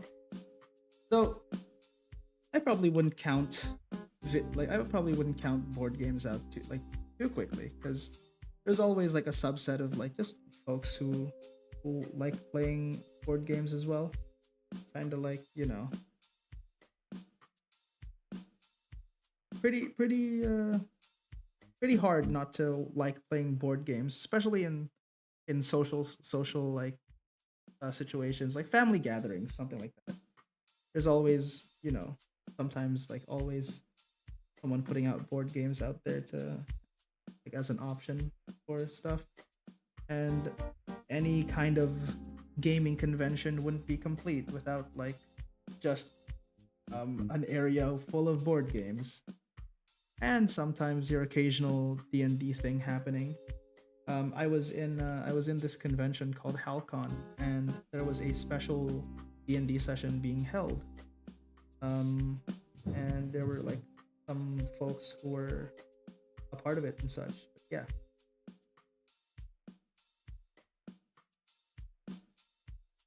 it might be hard to find people who play D&D, but they're around. There's always a group of them.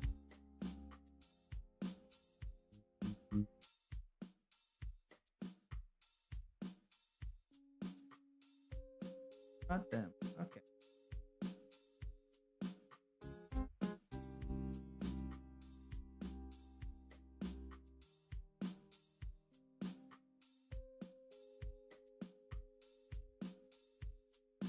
Uh-oh. You can There's something going on upstairs.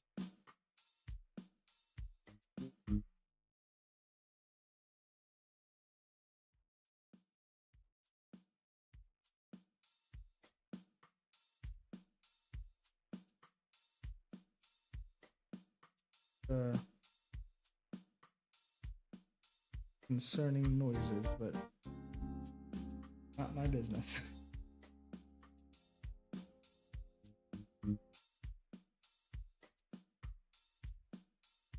I hear people yelling now.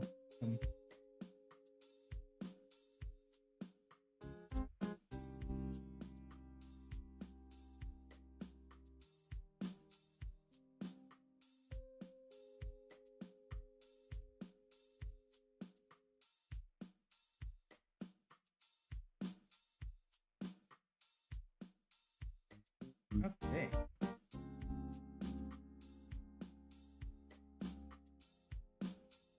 Awesome. And that's so far we're just like 2 hours in. So I can honestly like full on just start doing the shading now.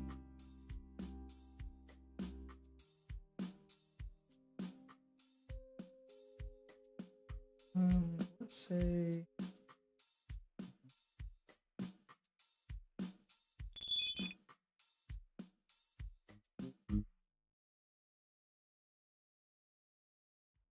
oh boy. I guess so. Yeah, I guess that makes a lot of sense.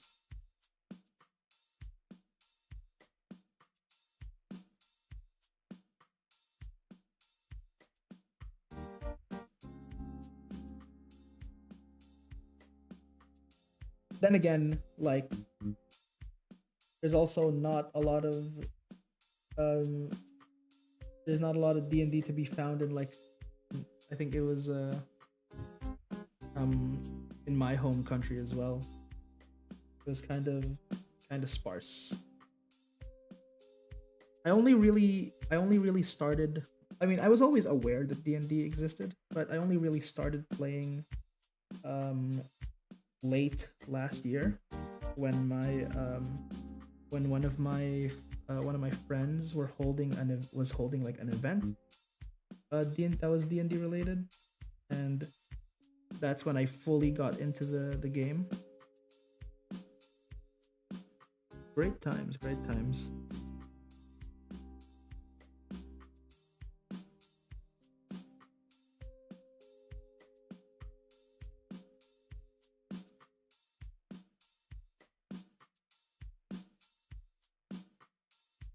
Oopsies. Wrong layer.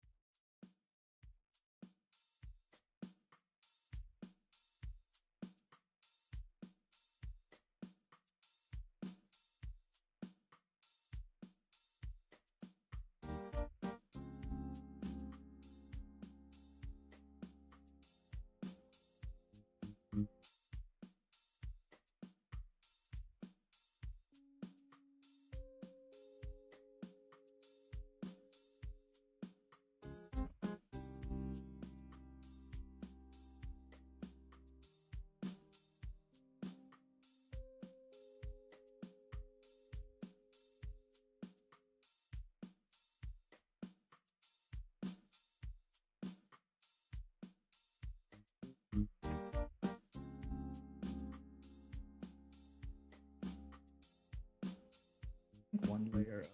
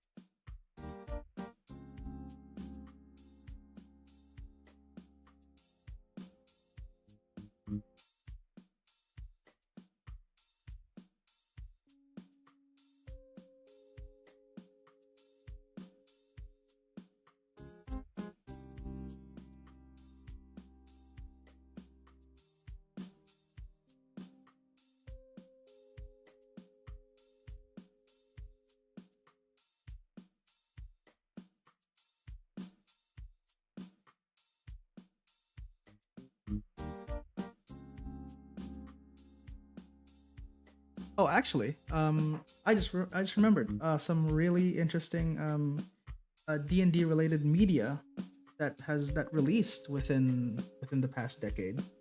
I'm not sure if you've heard of it. It was on Netflix. I'm not sure if anyone's. I mean, yeah, it was like Dungeons and Dragons: Honor Among Thieves.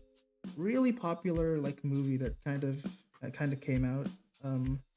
In spite of like shows like Vox Machina and stuff like that. But yeah, that's one D&D related media that came out.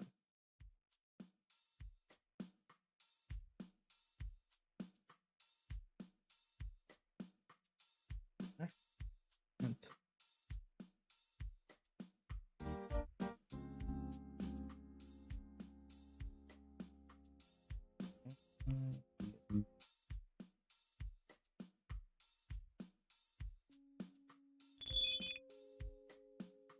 Castlevania. Okay, yeah, Castlevania is also one of them.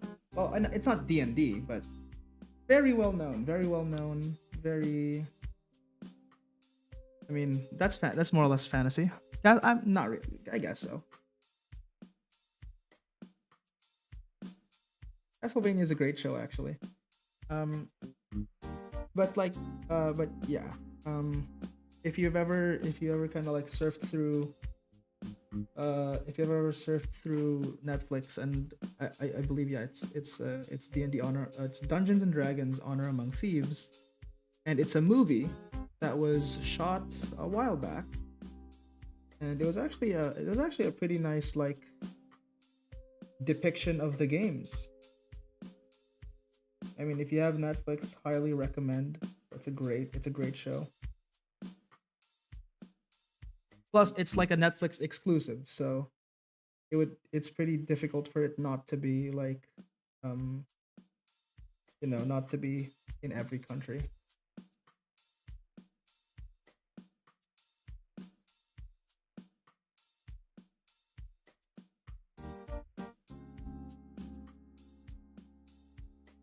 But yeah. In terms of like fantasy related stuff though, I remembered watching one really good show animated too in one really good animated show in Netflix. Blood of Zeus. That one was really good. In like just like in general, we don't get a lot of good like full blown animation stuff too often. But whenever they come out, it's always a great time. It's Blood of Zeus, and in terms of like, yeah, modern day animation, Blood of Zeus, Arcane, and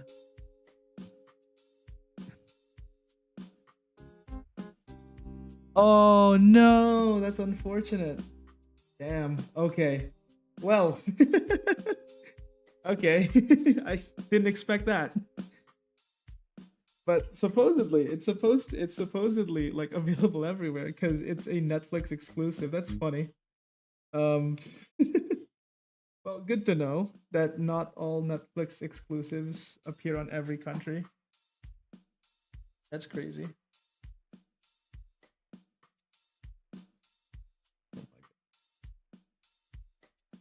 Oh now let's keep it simple. Actually,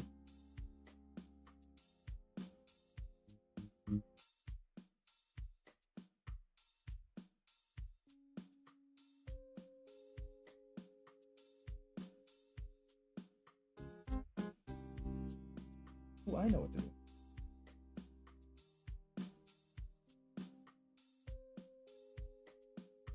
Mm, oh,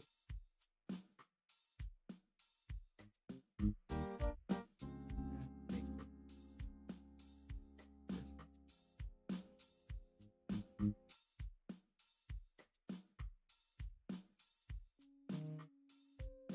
normal.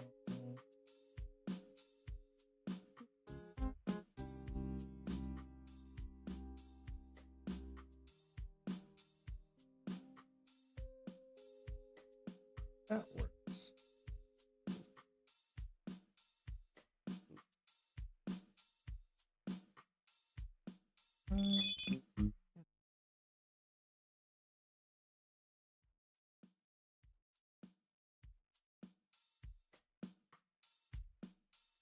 Okay.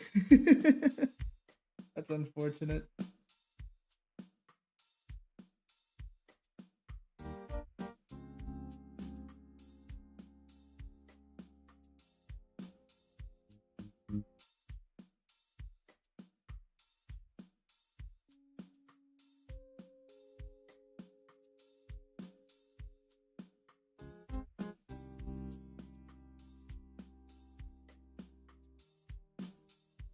Um, hmm, First,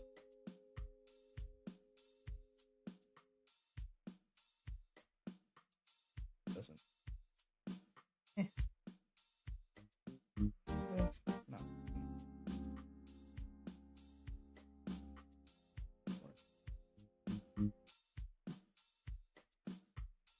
Try a new technique.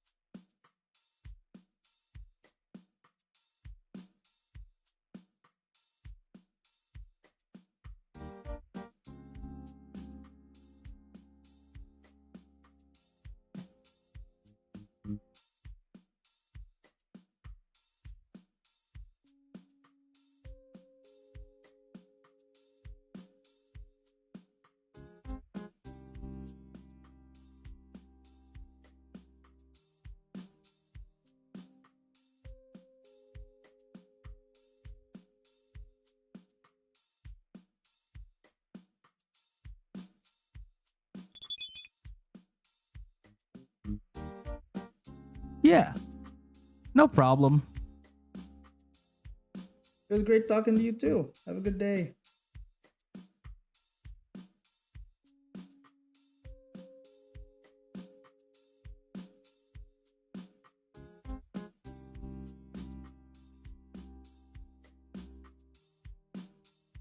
Oh,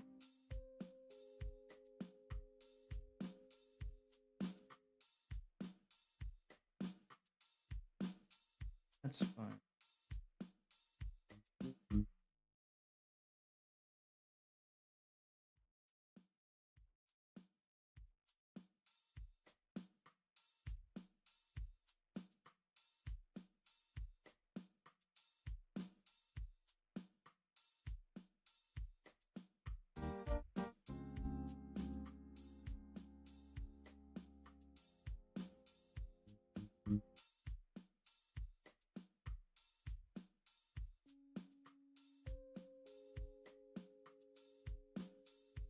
we go.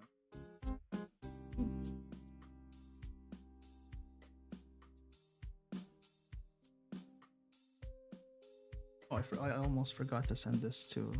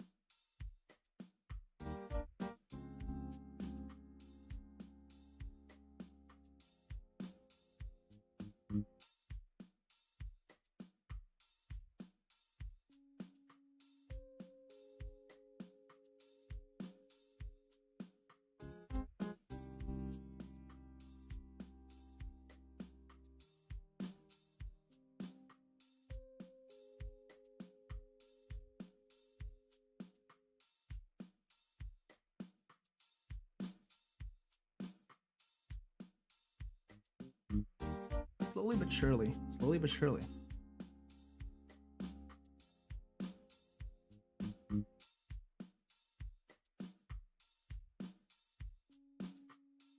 Honestly, though, like.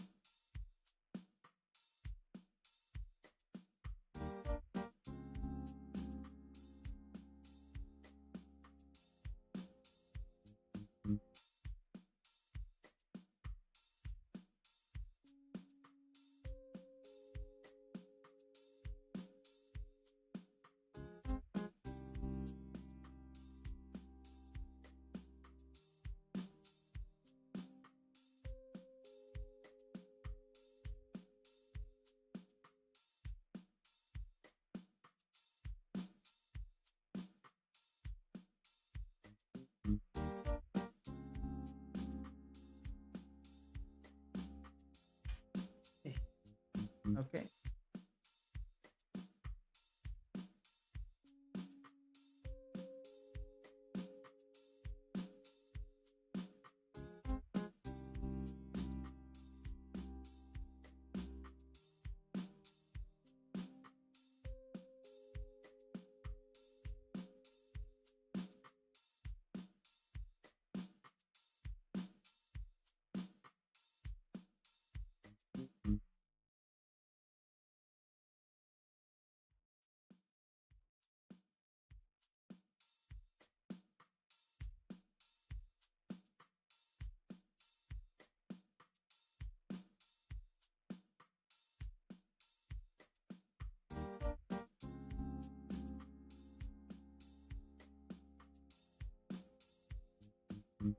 Oh, I like that. I like that actually. Yeah. It,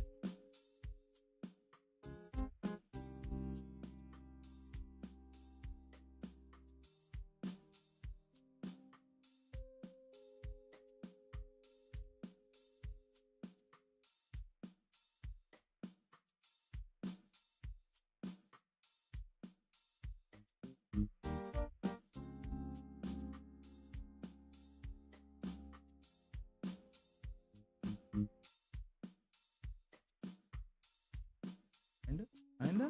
I don't know. I feel like it would be though. Though. Does it matter? Not just want to make sure.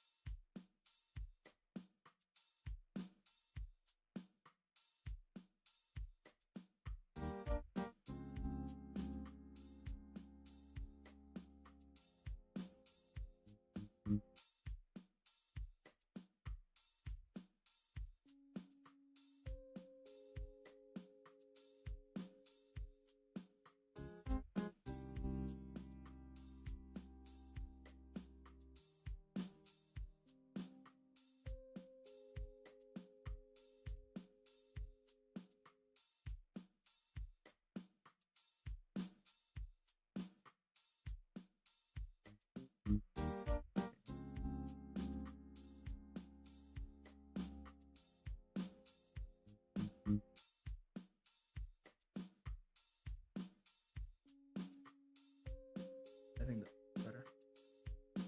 Or a new one is also really good.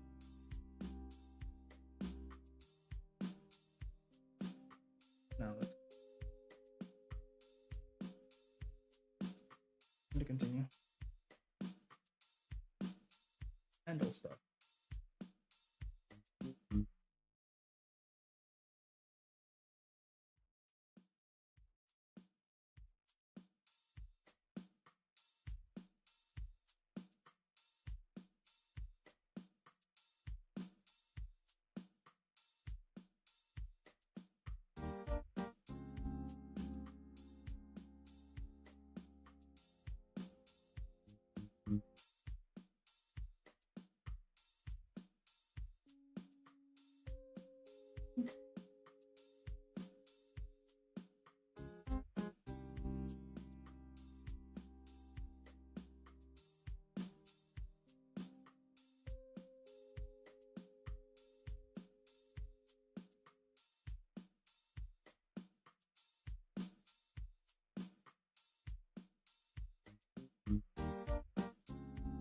Actually, let me see if I can't do the effects first.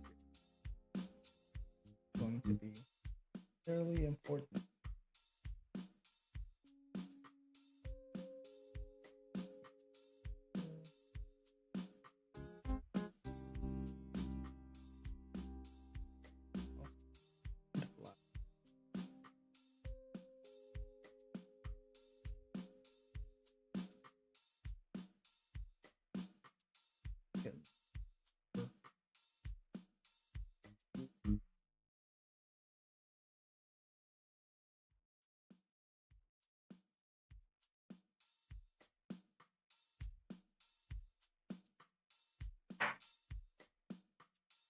Let me.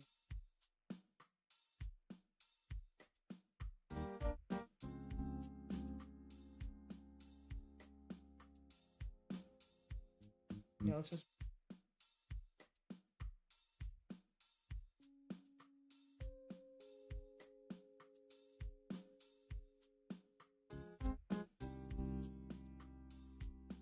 There we go.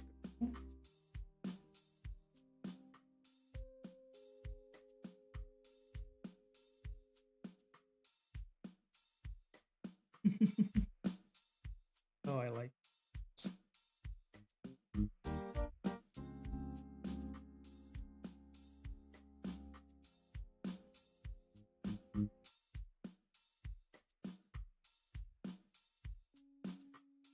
Yeah. Whoa.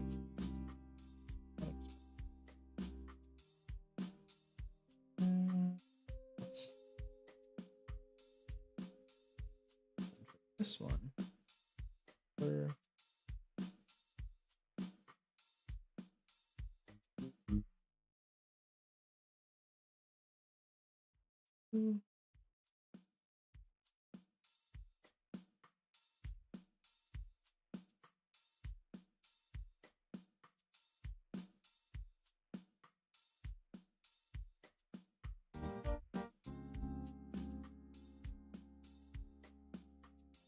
sure if I should still motion blur it. Actually, I'll perspective blur.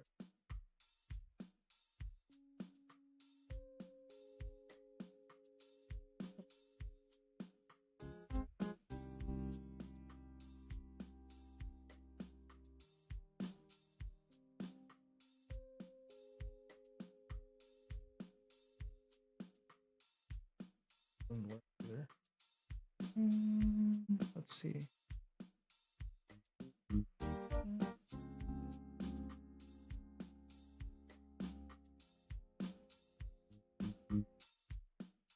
I want a motion. That's what I wanna delete cover. I don't want to talk to it. I guess I could just.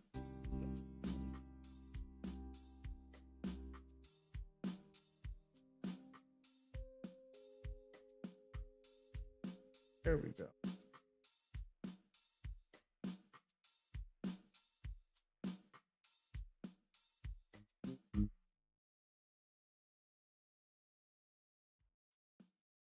Good enough.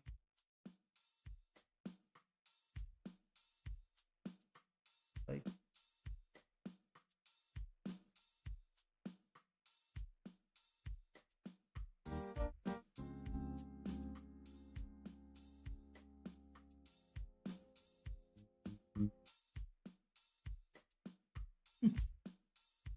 Oh. Okay. There we go. That's looking pretty nice.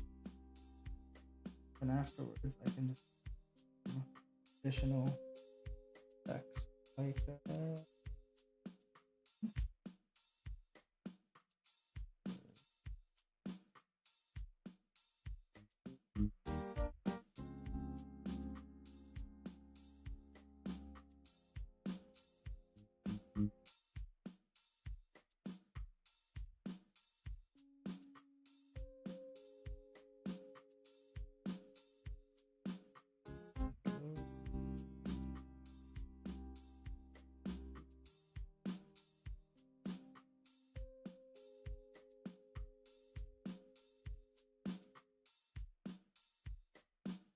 More or less.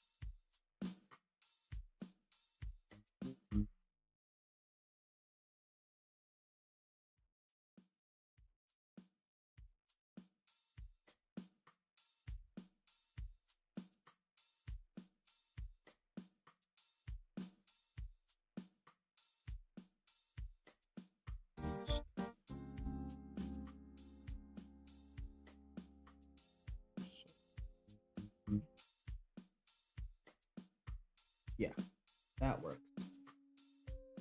Same with these guys up here.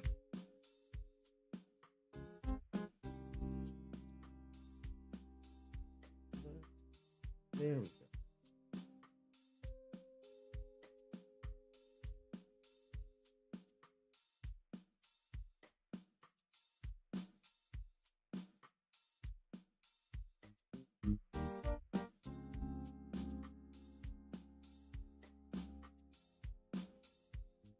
Actually,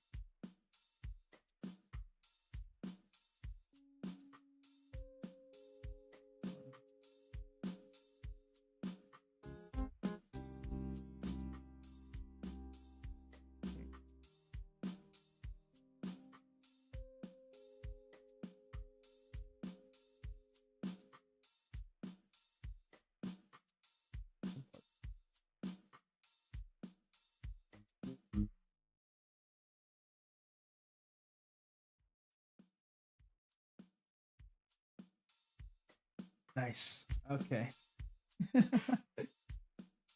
Oh, that's awesome. That works. That works.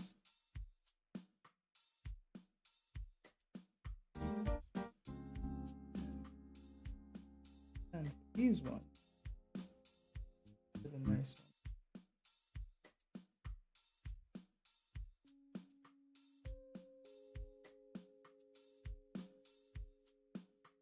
Select.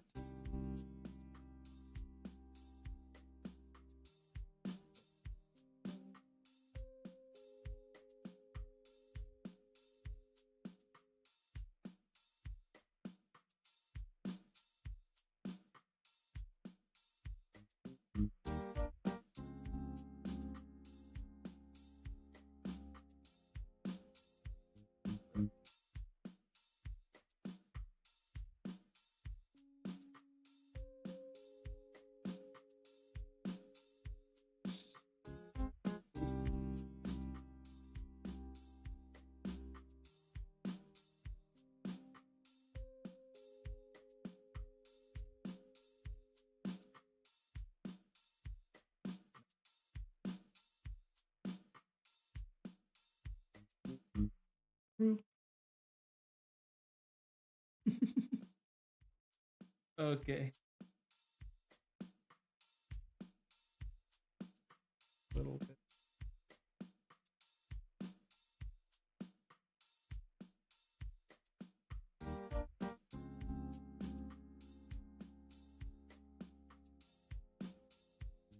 Nah, much. Okay. Now those effects are finally in place. Continue focusing on. Yeah, like these are unnecessary. Don't really personally.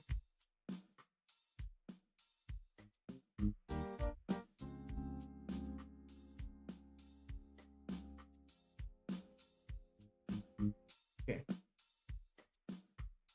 At least now I have a good idea how I'm going to be going.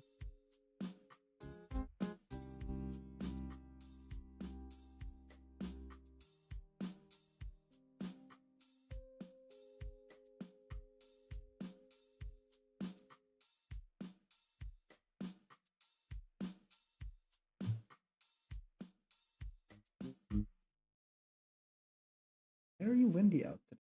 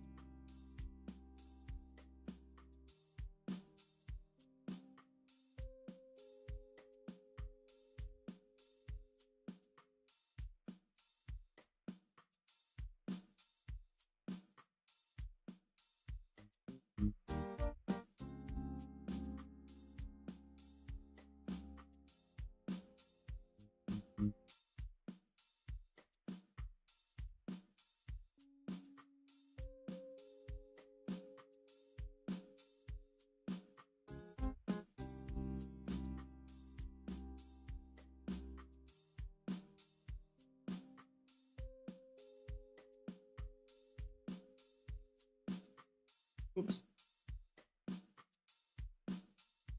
There we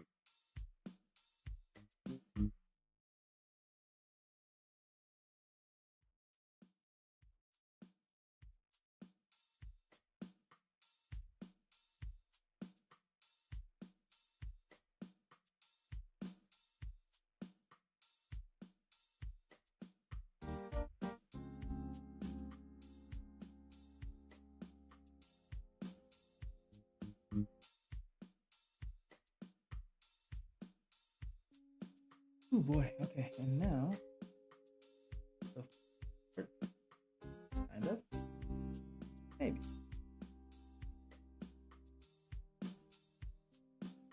Probably should.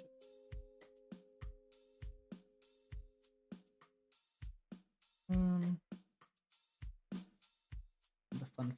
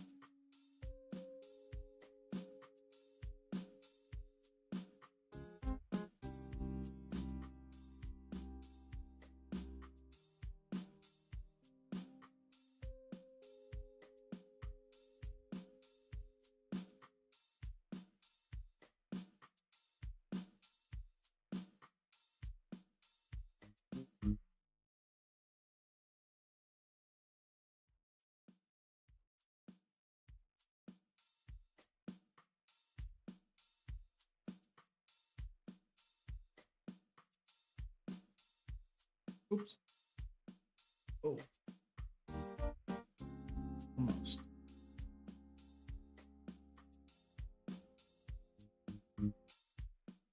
Make it.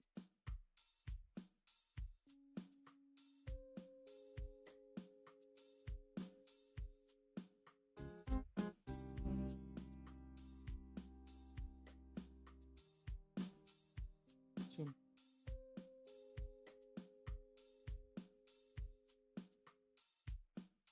Should be fine.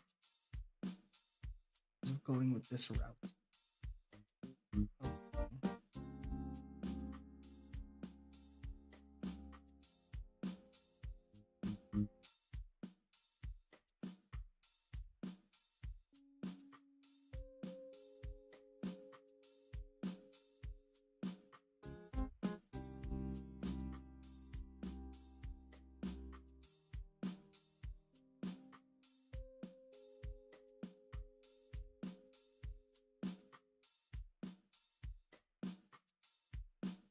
I close my window.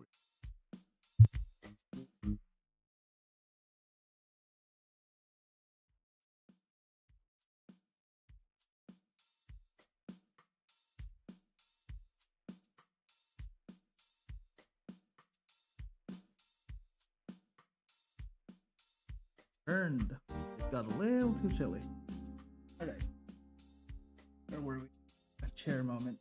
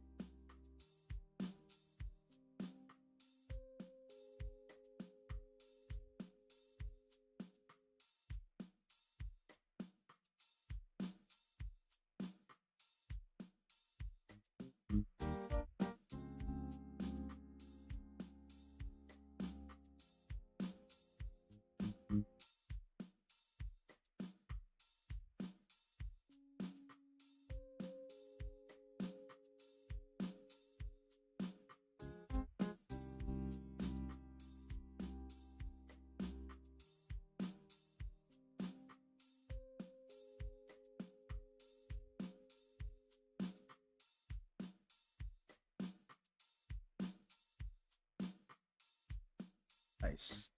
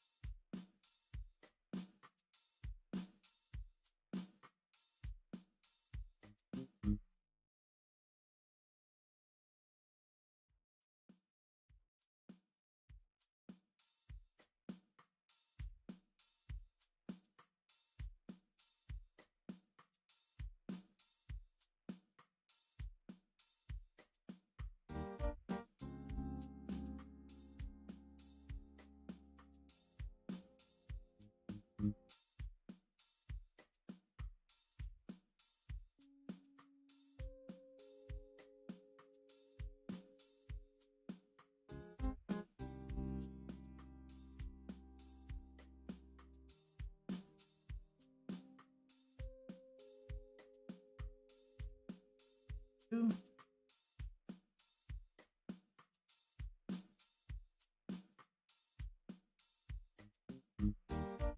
There we go.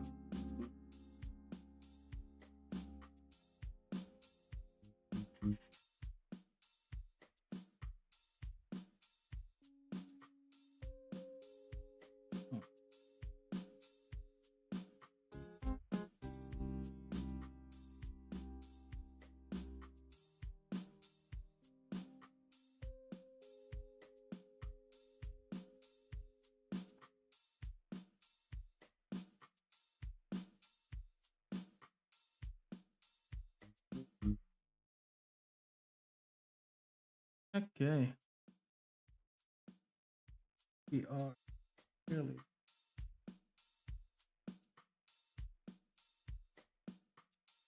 done.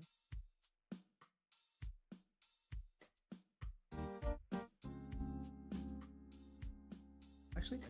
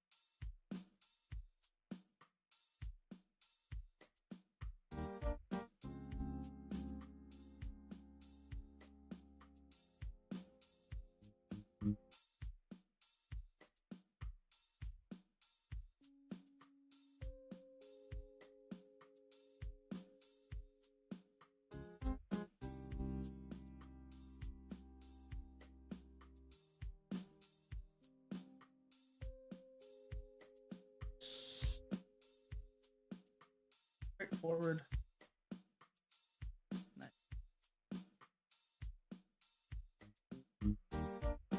Actually, yeah, let's just do.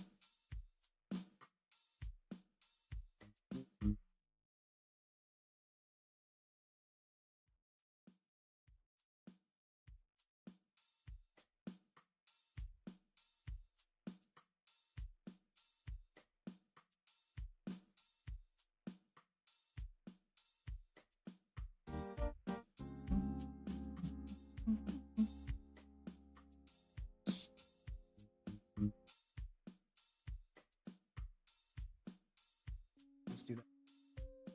Let's see.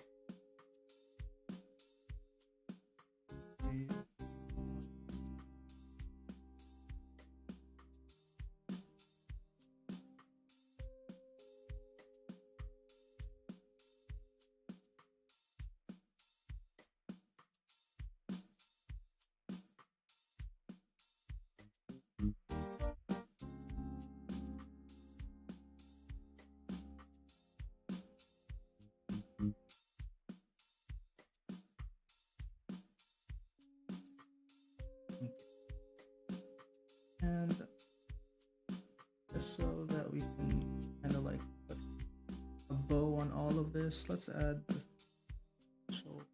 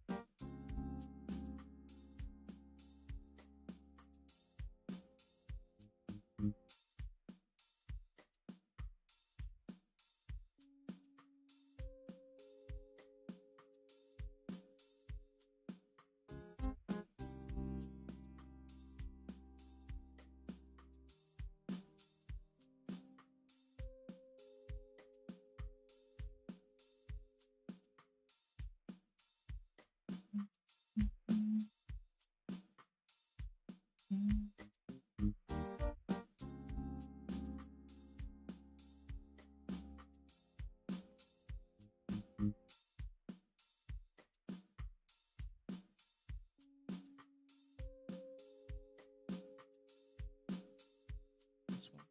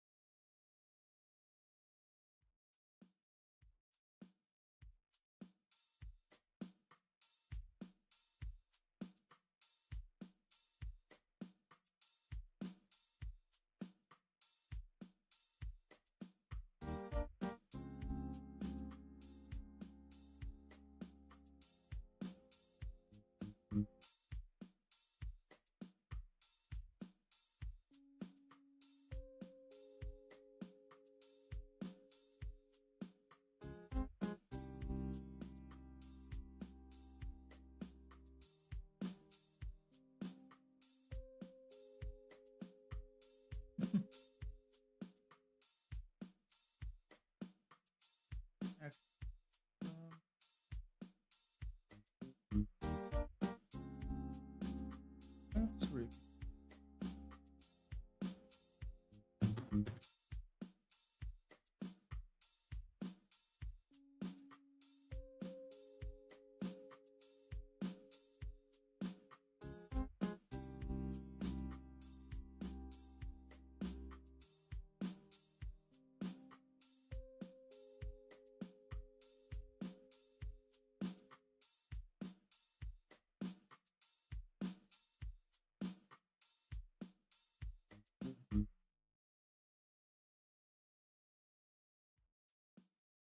slightly better.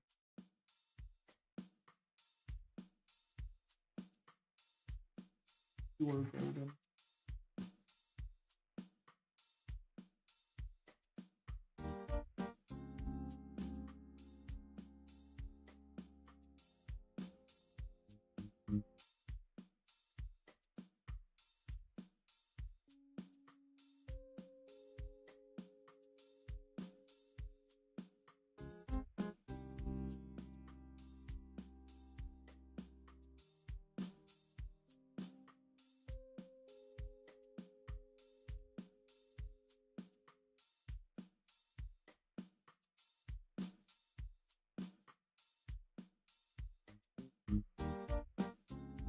How much wood? Wood chop wood.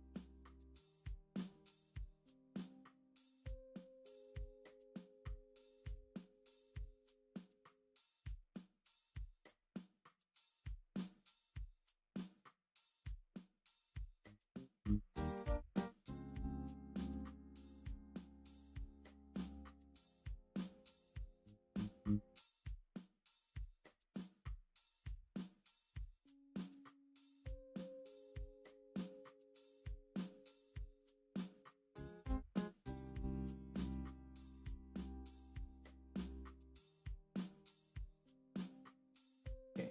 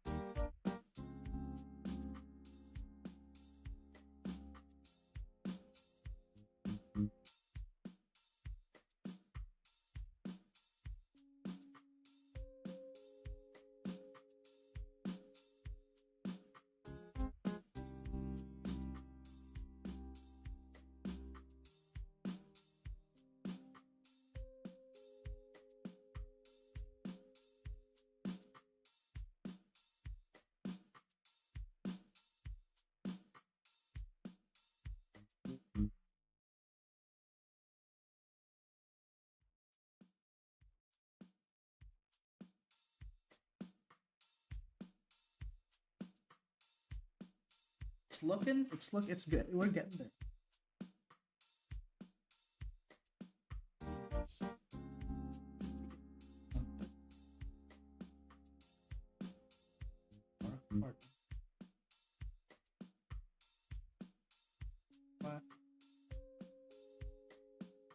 Oh,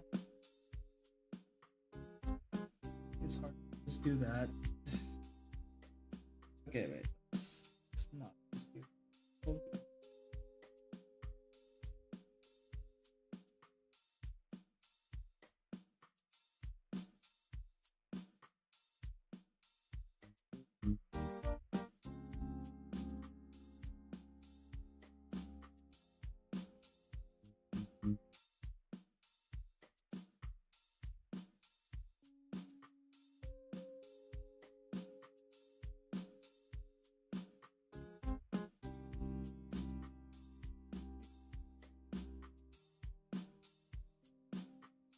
So, difference maybe.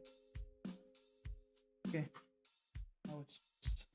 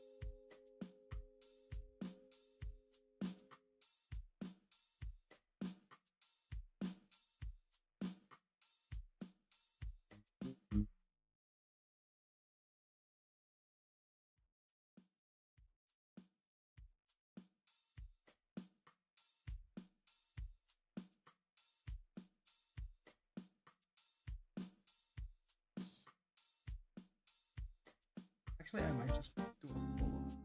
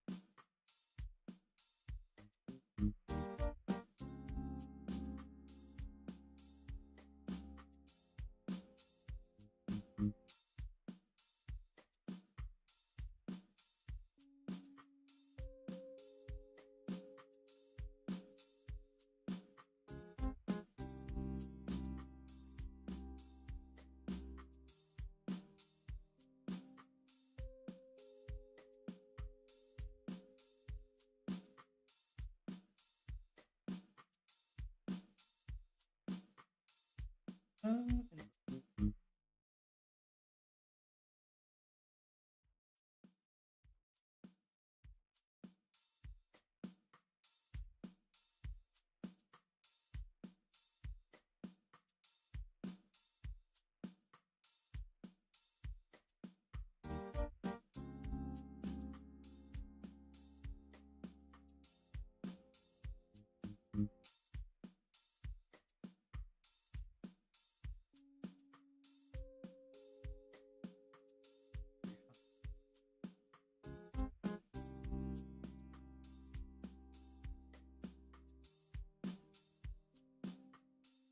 Oh, trying to take this. Let's just do like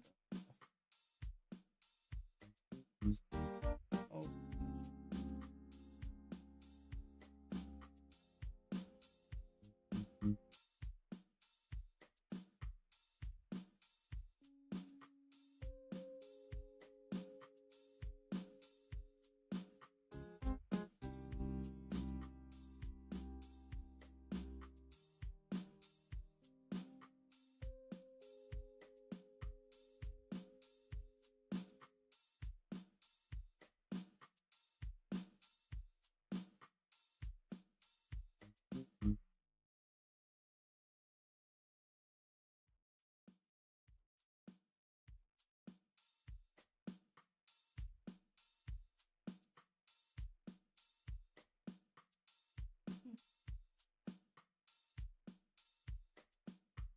That's what I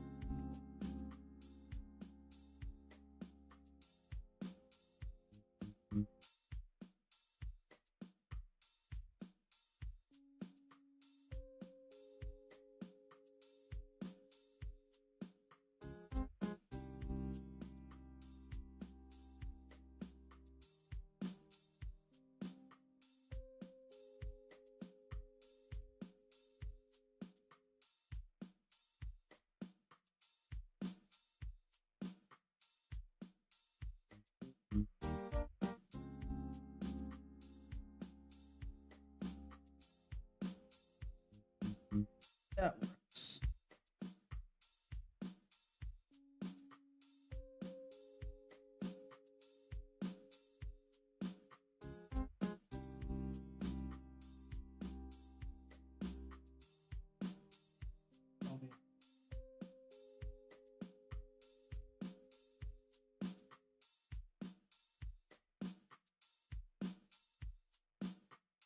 Yeah. Okay. A chunk of it. That's a big. So let me do.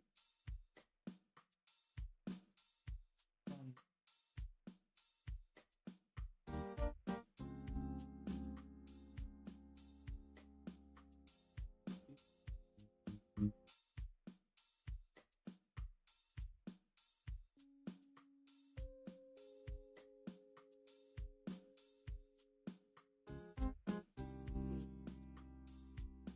oops.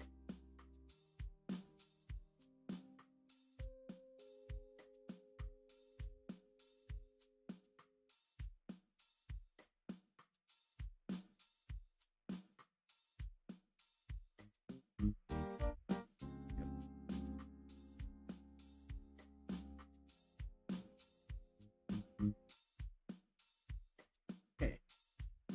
Nice. What did I say? Convert all of this.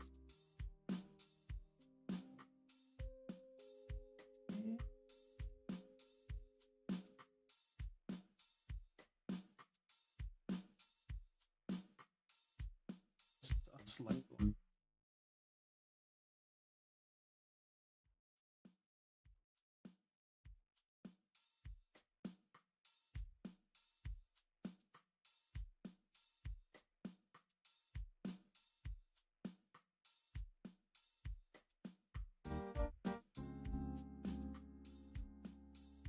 Specific.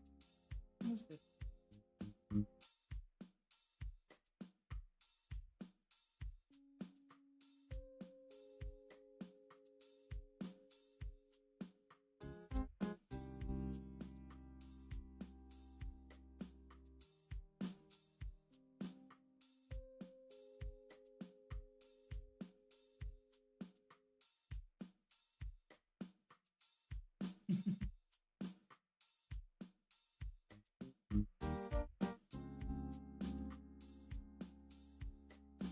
We'll keep the red at the very.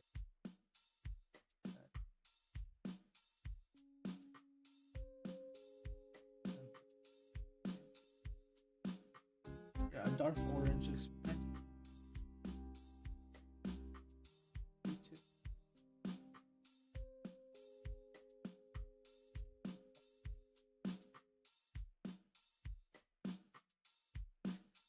Oh boy, that's a lot of stuff done. For this episode, I guess. We still have about an hour to keep doing this. I'm gonna just for these ones, I want to make sure to like limit it to an hour. Like, to, no, yeah, limit it to like called um. I want to try my best to just limit for 4 hours. The best amount of time I can do this for.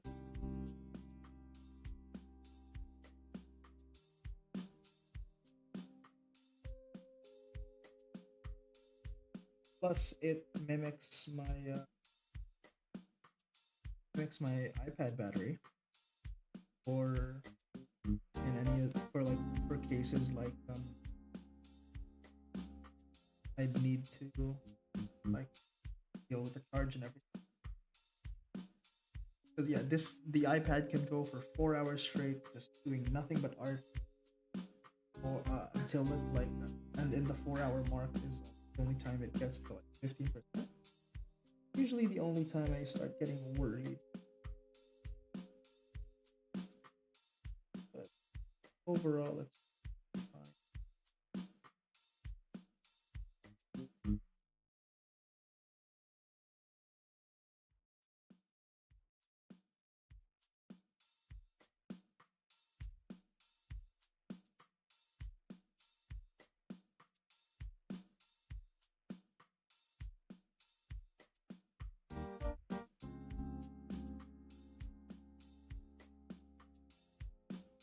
Now we should be good on that.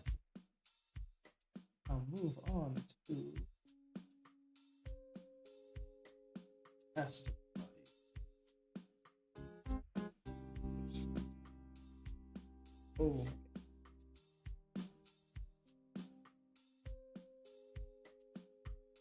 Shit.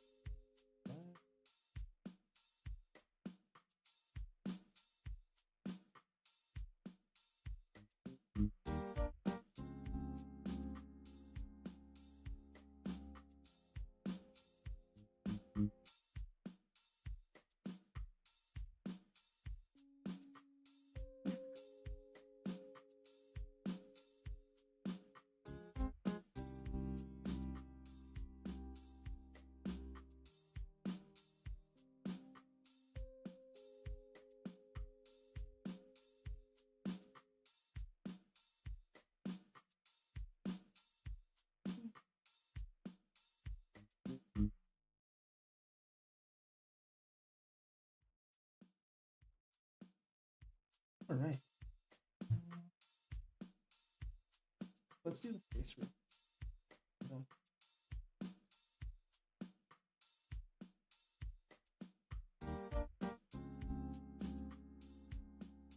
Oh.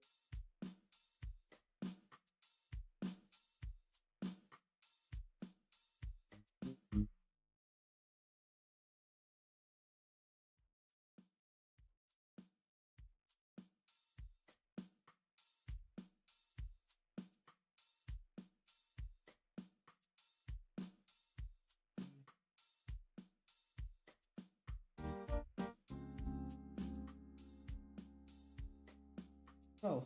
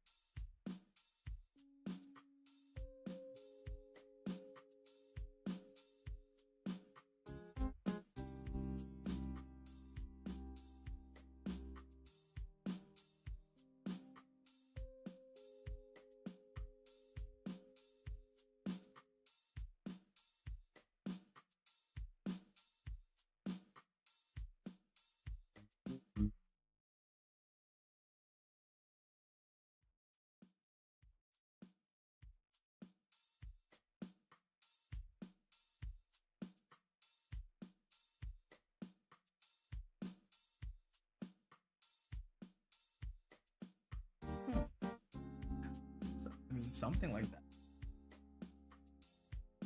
Trying to just like figure out how to.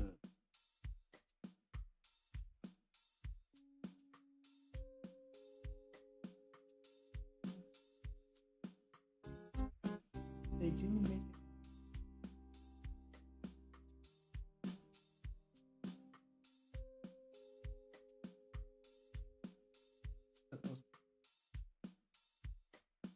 Sorry about that.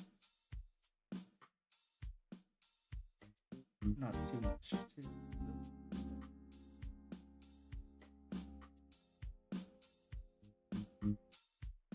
I mean, yeah, you're fine.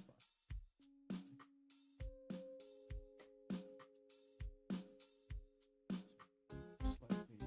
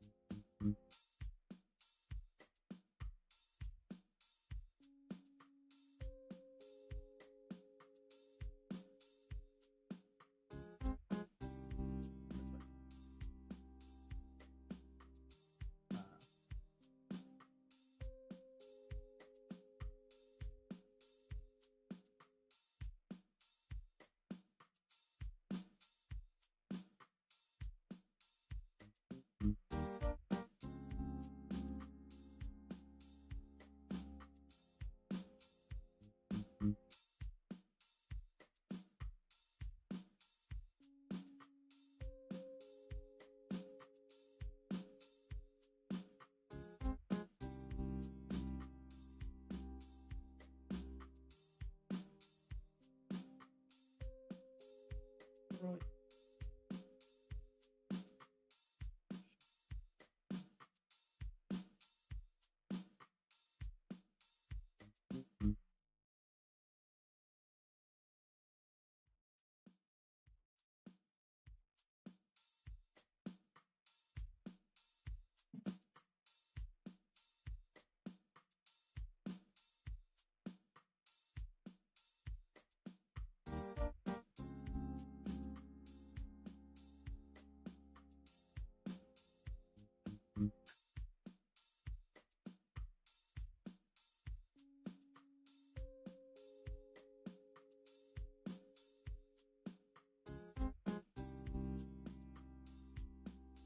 Eh, that works.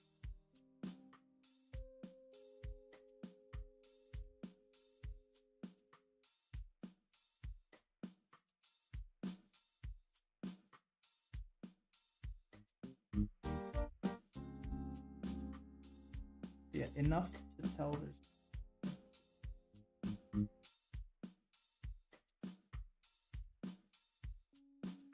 Actually, wait, no. Come and do it. Actually,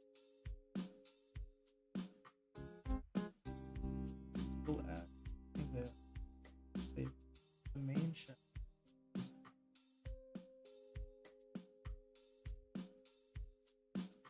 Lead missing.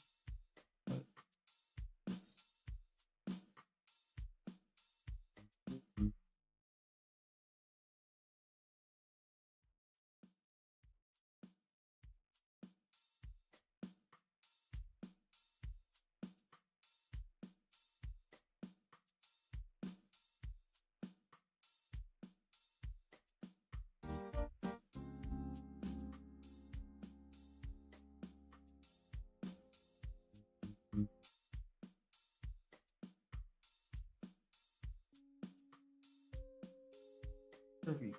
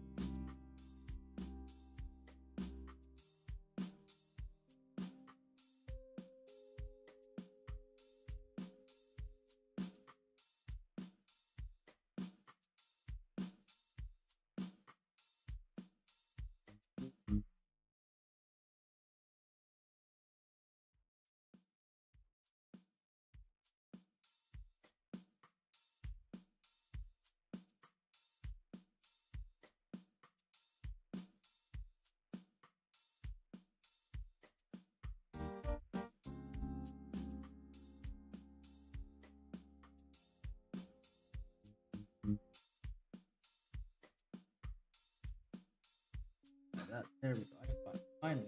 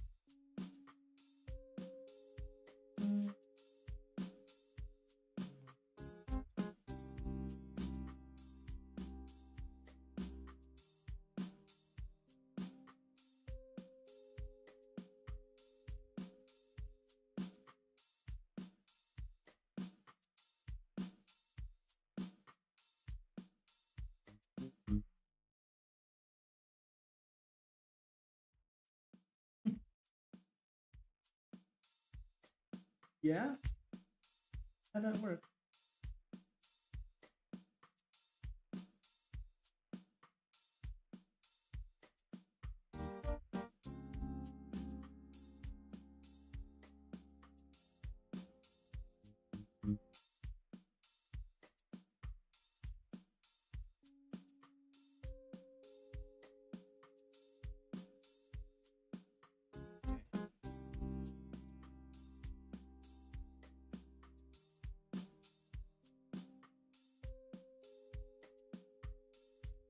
Yeah, good.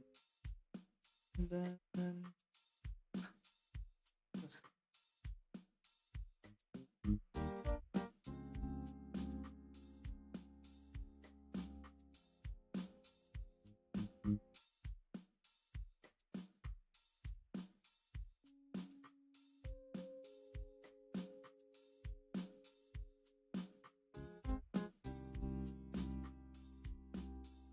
hell yeah.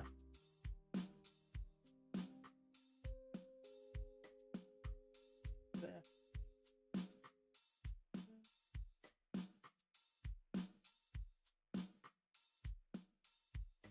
Okay, so this.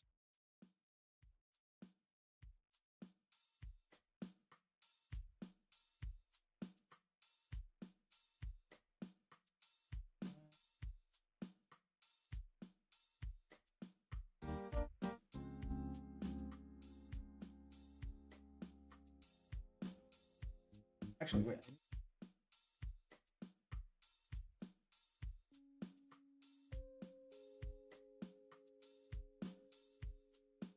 So slight. I don't. I think we just it'll be fine.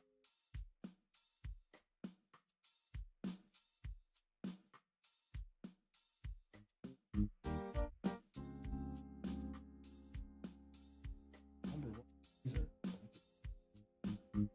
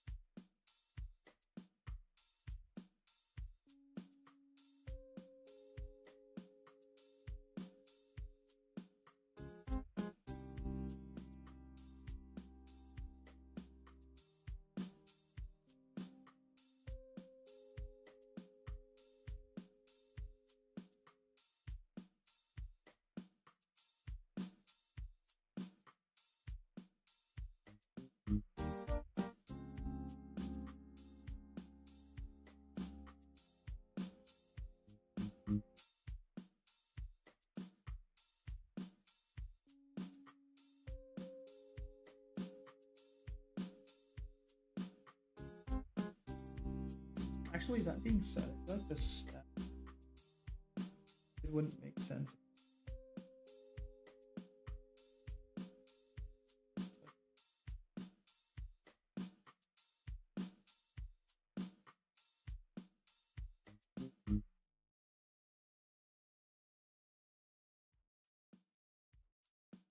Oh.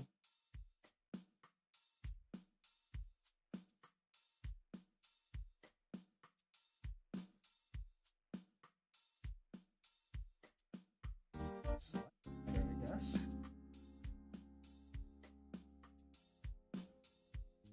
Does it matter?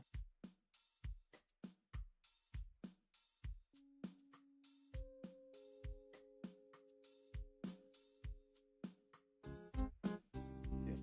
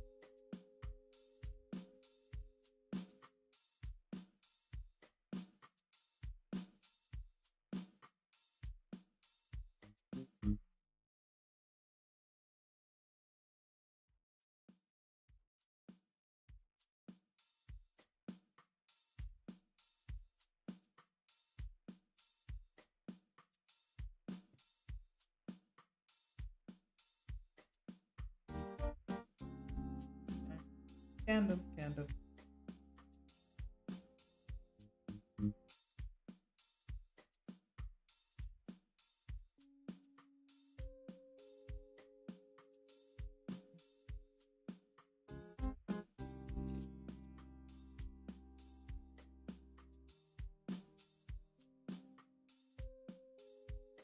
What else?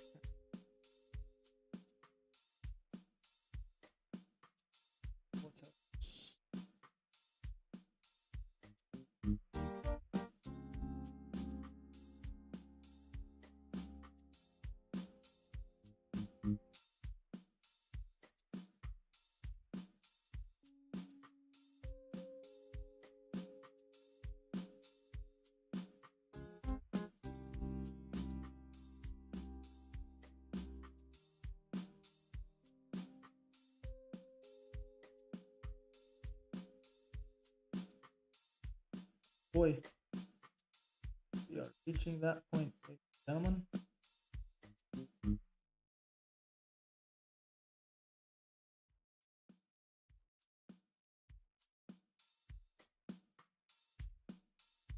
Holy crap. Okay.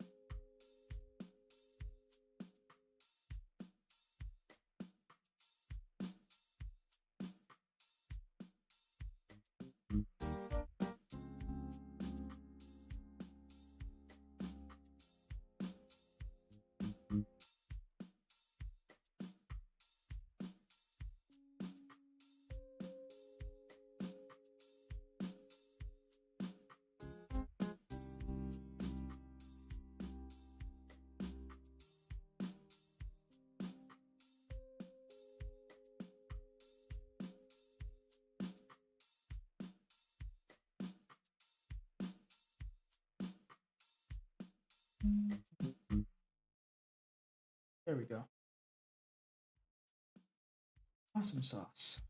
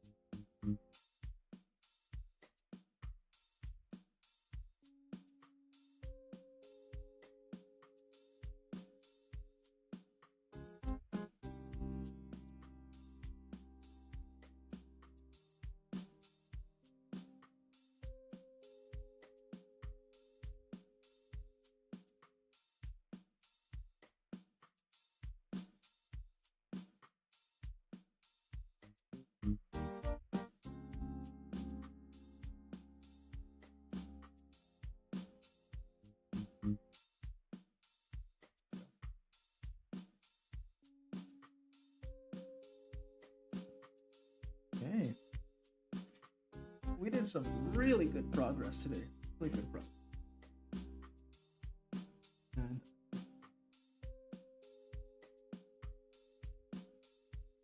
8%. We should be able to just a little. If not, it'll die out on us.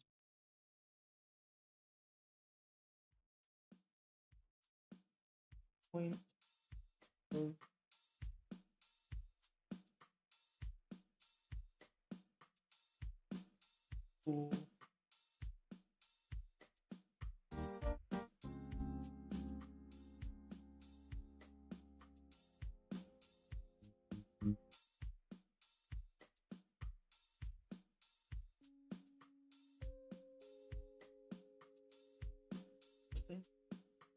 B1 zone.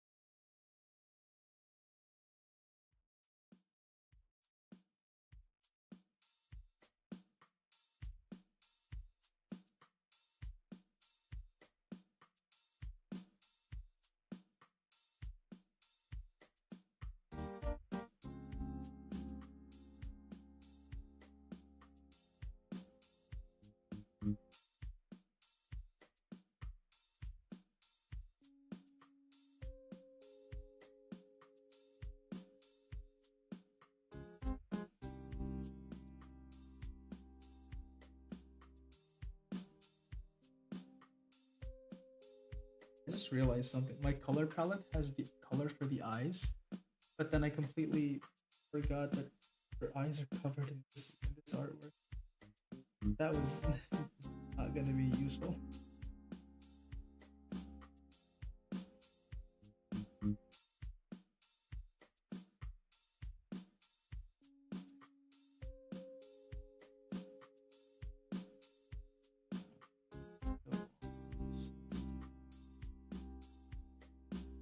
And because countries are better in the long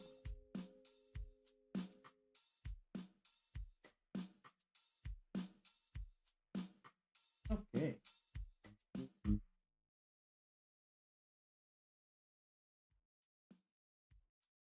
What about you guys?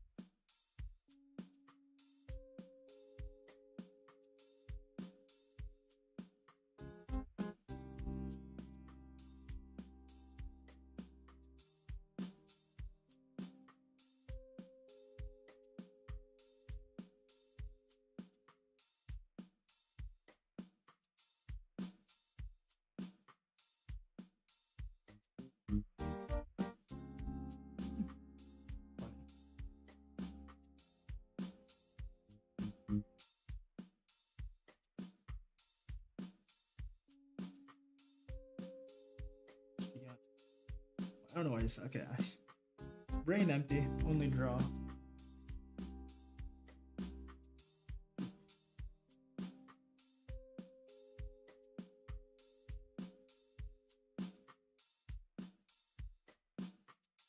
So part's done.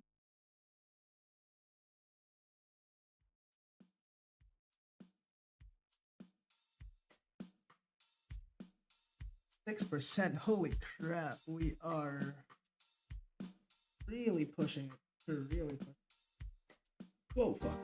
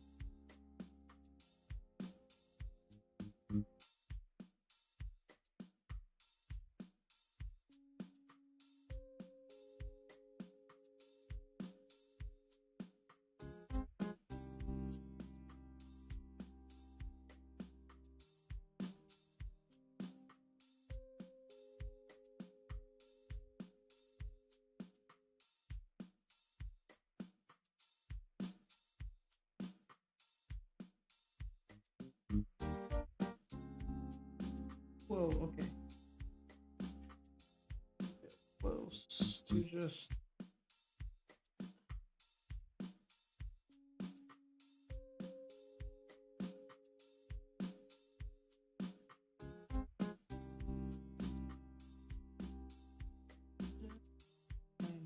next lane. Ah, how's that?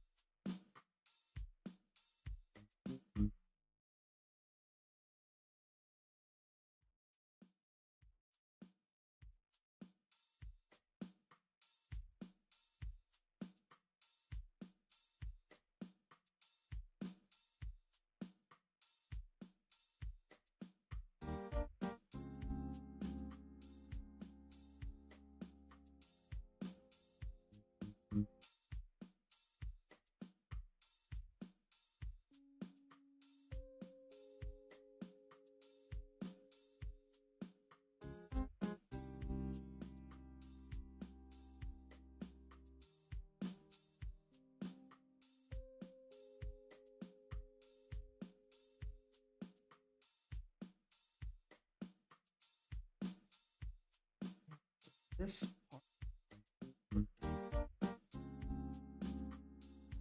This part in general.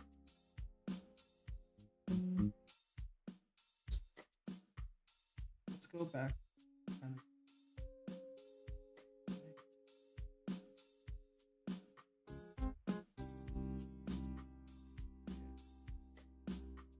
bubble shine.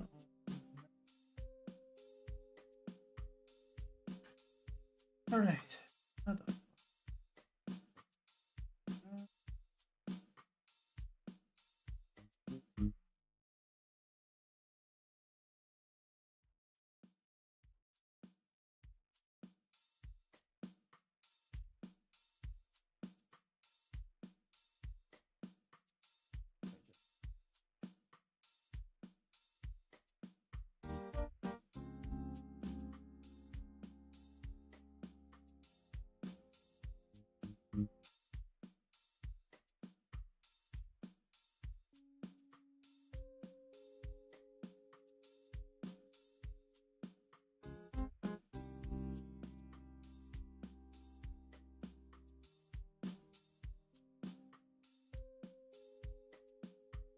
Fade.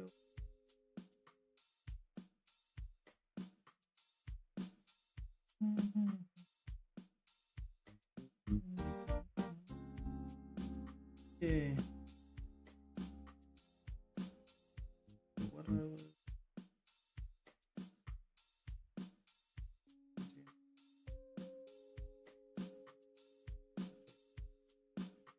I'll dig it.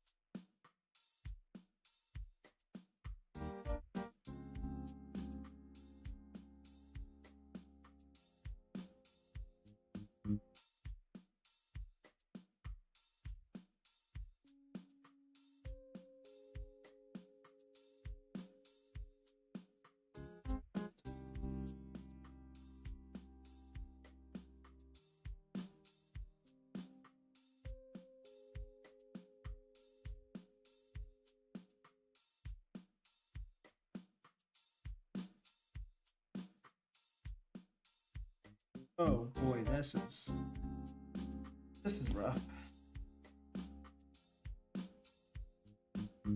It's very weirdly incoherent. No, I'm at half the fucking like go. Oh fuck it.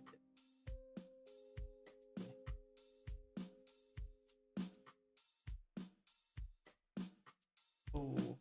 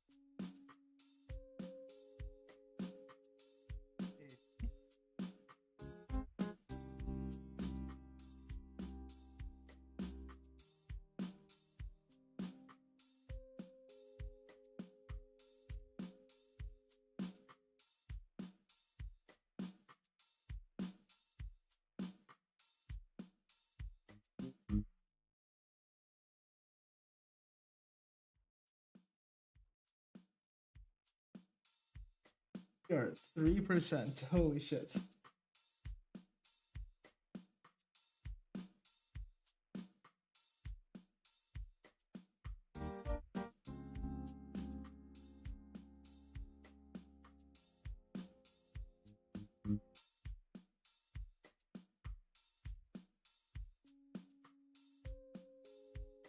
Oh.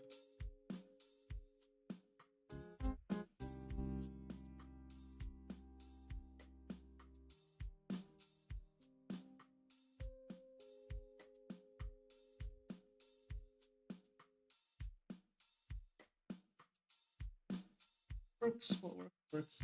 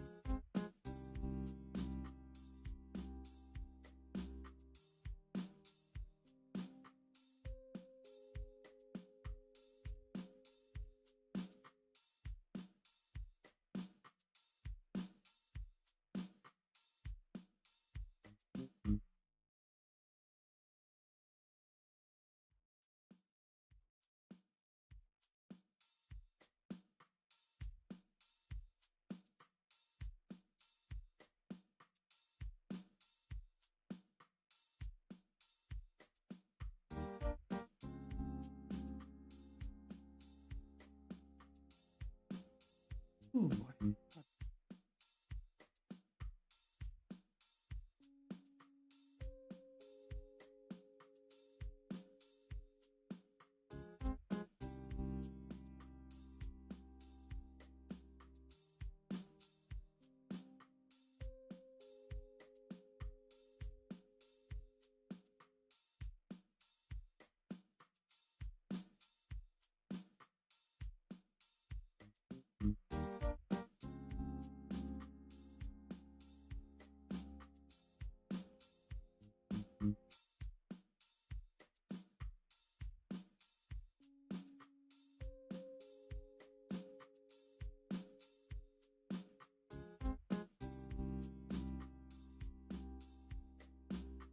I think that's a good enough place to kind of pause this. Holy crap, and did it 2%. That is way too close to call. That's good enough though. I will continue this tomorrow.